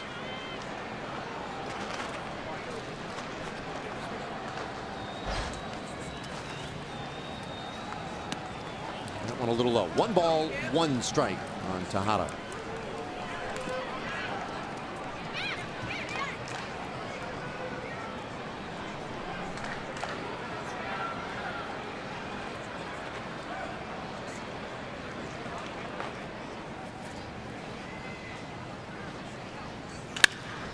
This one shot out to right field. It drops down, base hit. Flanked nicely by Chu out there. He'll hustle it back in, but Tejada with another hit. He has 3 tonight. Hey, watch every out-of-market regular season game live on MLB.tv Premium on over 400 supported devices. Plus, you get a free subscription to At Bat Premium, the #1 app for live baseball. Just go to MLB.tv for details. All right. Well, with one out and a man at first base, Hyun-Soo Kim gets his first at bat tonight. Came in for, well, came in defensively last inning. A little bouncer second base. They go to short one, and the return from Cosma in time. Double play. So just like that, the inning is done. We'll go to the ninth. Rangers need a whole lot of runs.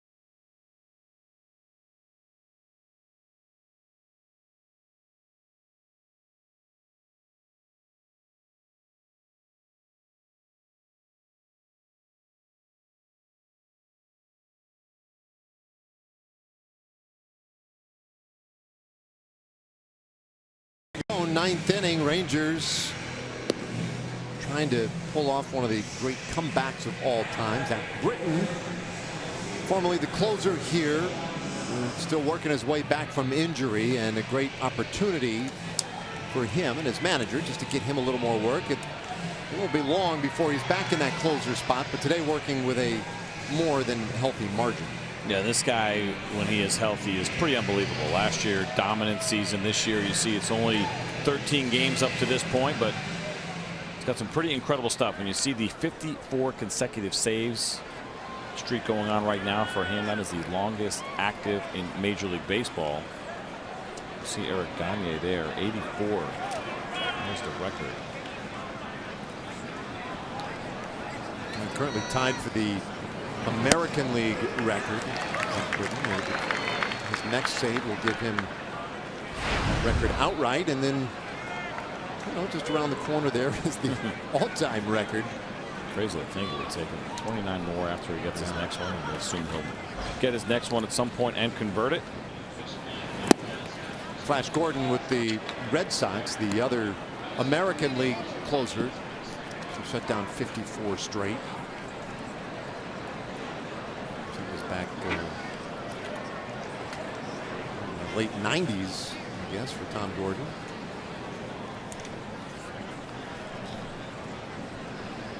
Nomar Mazara swings over the top of strike two. He's 0 for 3 tonight. He's flat out to left, flat out to center. He's also popped up to third.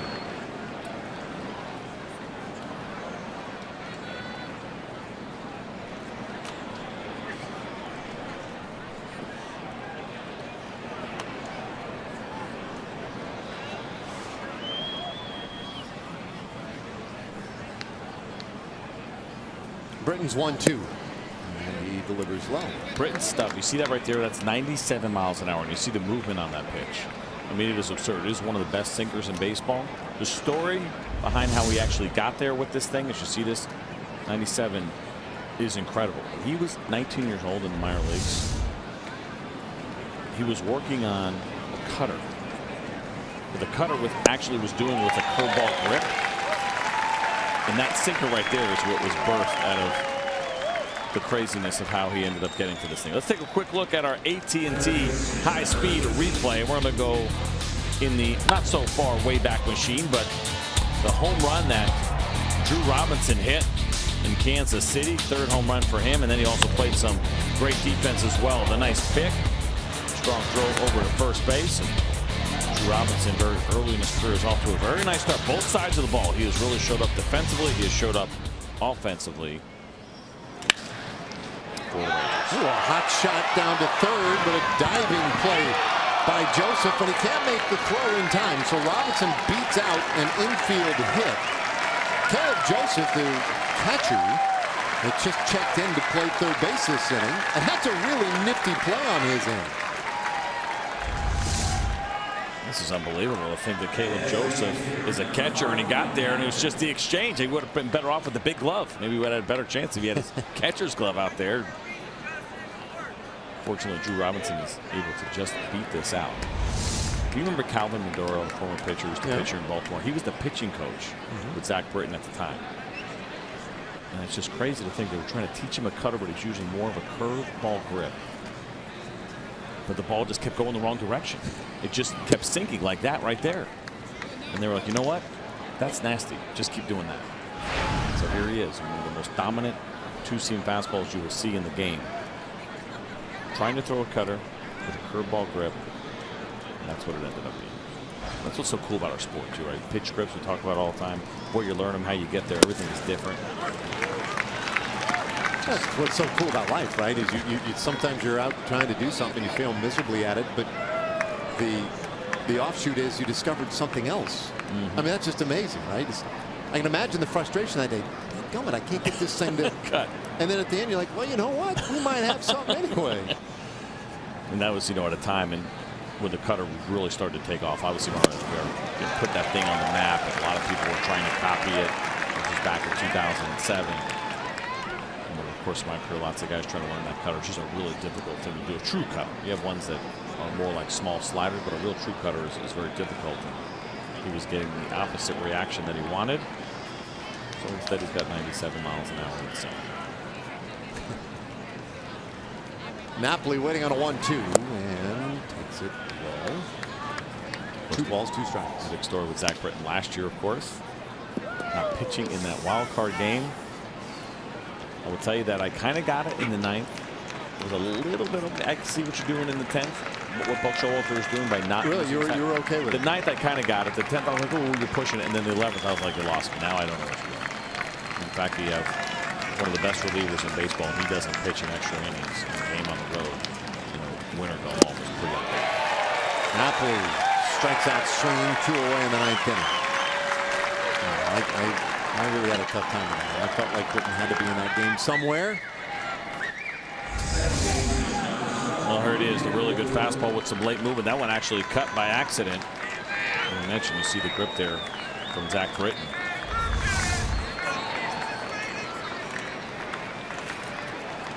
To me, CJ, the rules just change a little bit when it's a win or go home game. I agree. Right? It's like, well, I get it. I might even have to use you 2 innings tonight. I mean, it's just the reality. 2 gone, a man on for Rougned Odor, and he hits one sharply to second, but that one bounces off into center field. So Robinson heads to third base. Rangers have him on the corners with 2 away. And hit hard. Second time tonight we've seen Rookie really blister a ground ball. Giavotella, the guy who just come into play second base this inning, had a shot at it. This ball was hit pretty hard. It finishes up and in. That's a tough play. The ball was sinking on Giavotella as well.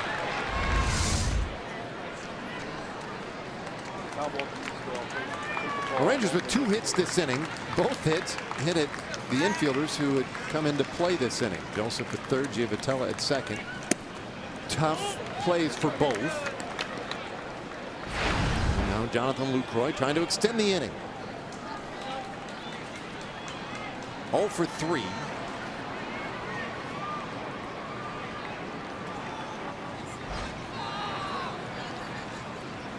Britton's 1-0. There's this swing and a miss.